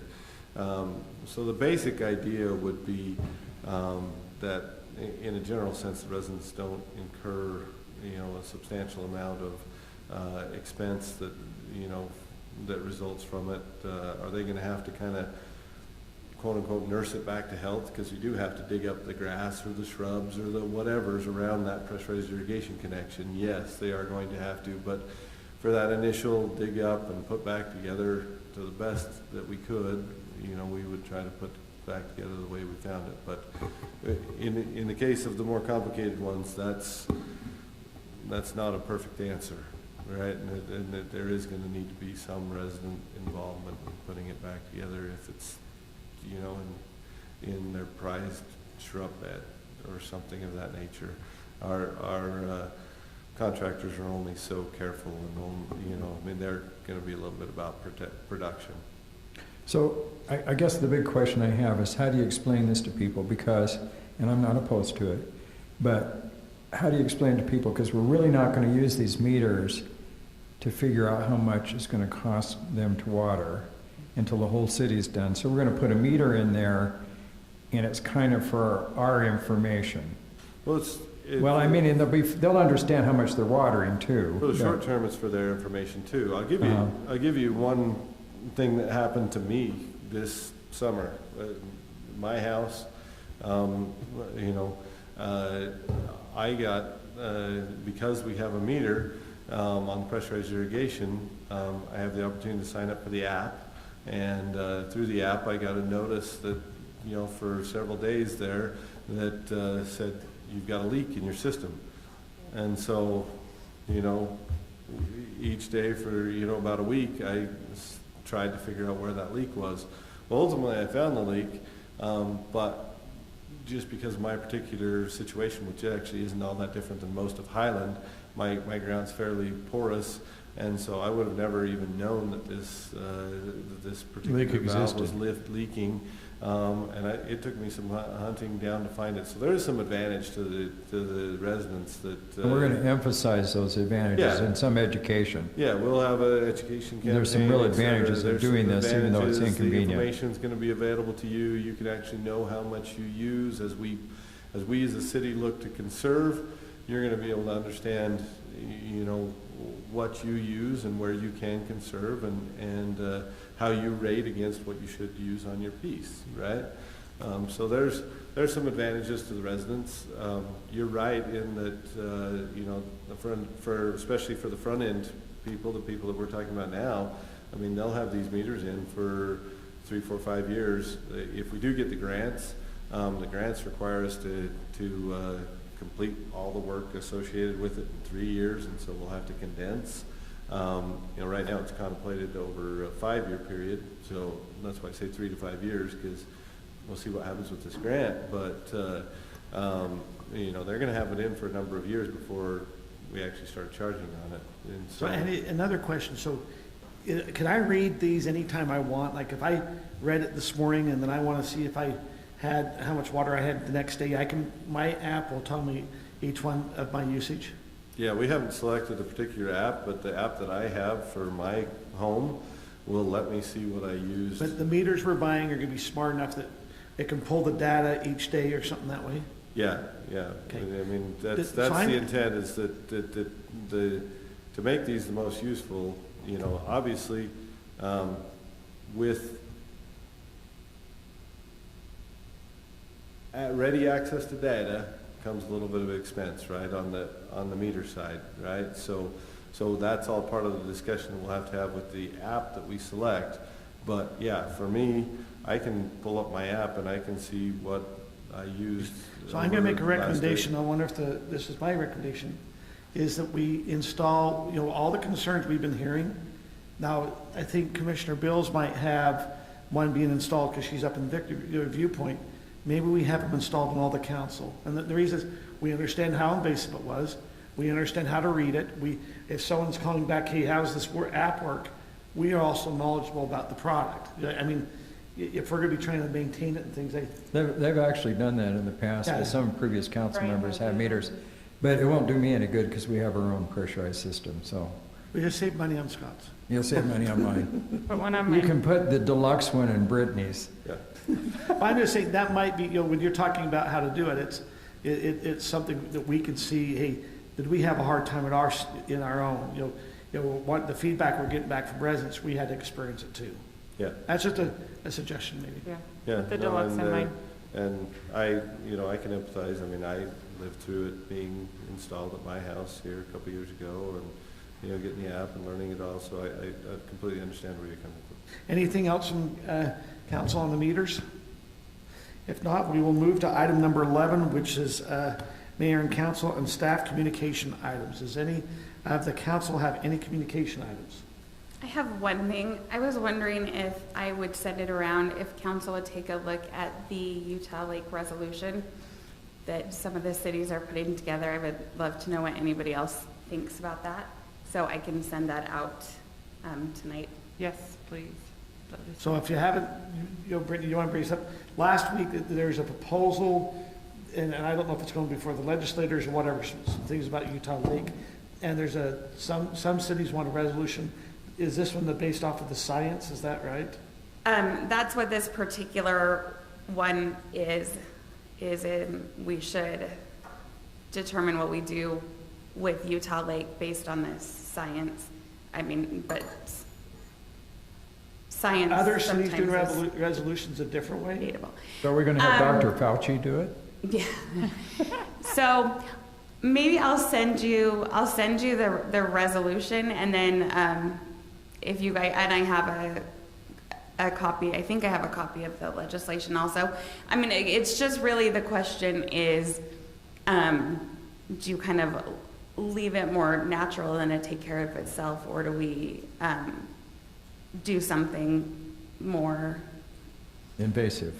Yeah, I mean, I really cannot find actually all the right words today, so I'm just gonna send it to you, and I don't want to bias what you think anyway. I just would really like to know what you think, and if you've read anything about some of the plans that are out there. Representative Bremer is the one who has the plan right now, and he talked to us about it last legislative session also. It's evolved since then, but if I send you the resolution, and I know that American Fork has already voted on a resolution, and maybe you guys could just let me know what you think. Okay. Any other discussion items? The one thing the legislature started today, so if you'll be mindful that if there's some bills starting to come up, that there might be some support bills that the Utah League of Cities might ask us to support, and so if you'll be sensitive over the next 45 days where some support might need to be at. Staff, do you have any communication items? That was the one I was going to bring up. So you'll see an email either from me or Aaron on a bill to provide input and contact our reps on. And then Chief Williams, you're going to be up to the legislator quite a bit over the next 45 days, because you're the president of the League of Police Officers. Is that right? That's why you shaved. I'm not the president, no, but I do sit on the board for the Utah Chiefs of Police Association and do represent Utah nationally on the International Associations of Chiefs of Police. But I will be up there. We started today, so off and running. So. Okay. Nathan, I think we have our meetings down here. Just if everyone will kind of notice, we have our standard city council meeting on February 1st, but we have a work session on February 8th. So that's something that's different in our schedules than normal. So if you'll just kind of make sure you have that on your schedules. Any other discussion items? Are we ready for a motion to? Are you ready for a motion? Okay, I have a motion from Scott, Second. a second from Tim. Is that from Tim? All in favor? Aye. Aye. We're adjourned. We didn't make it, it's 10:09.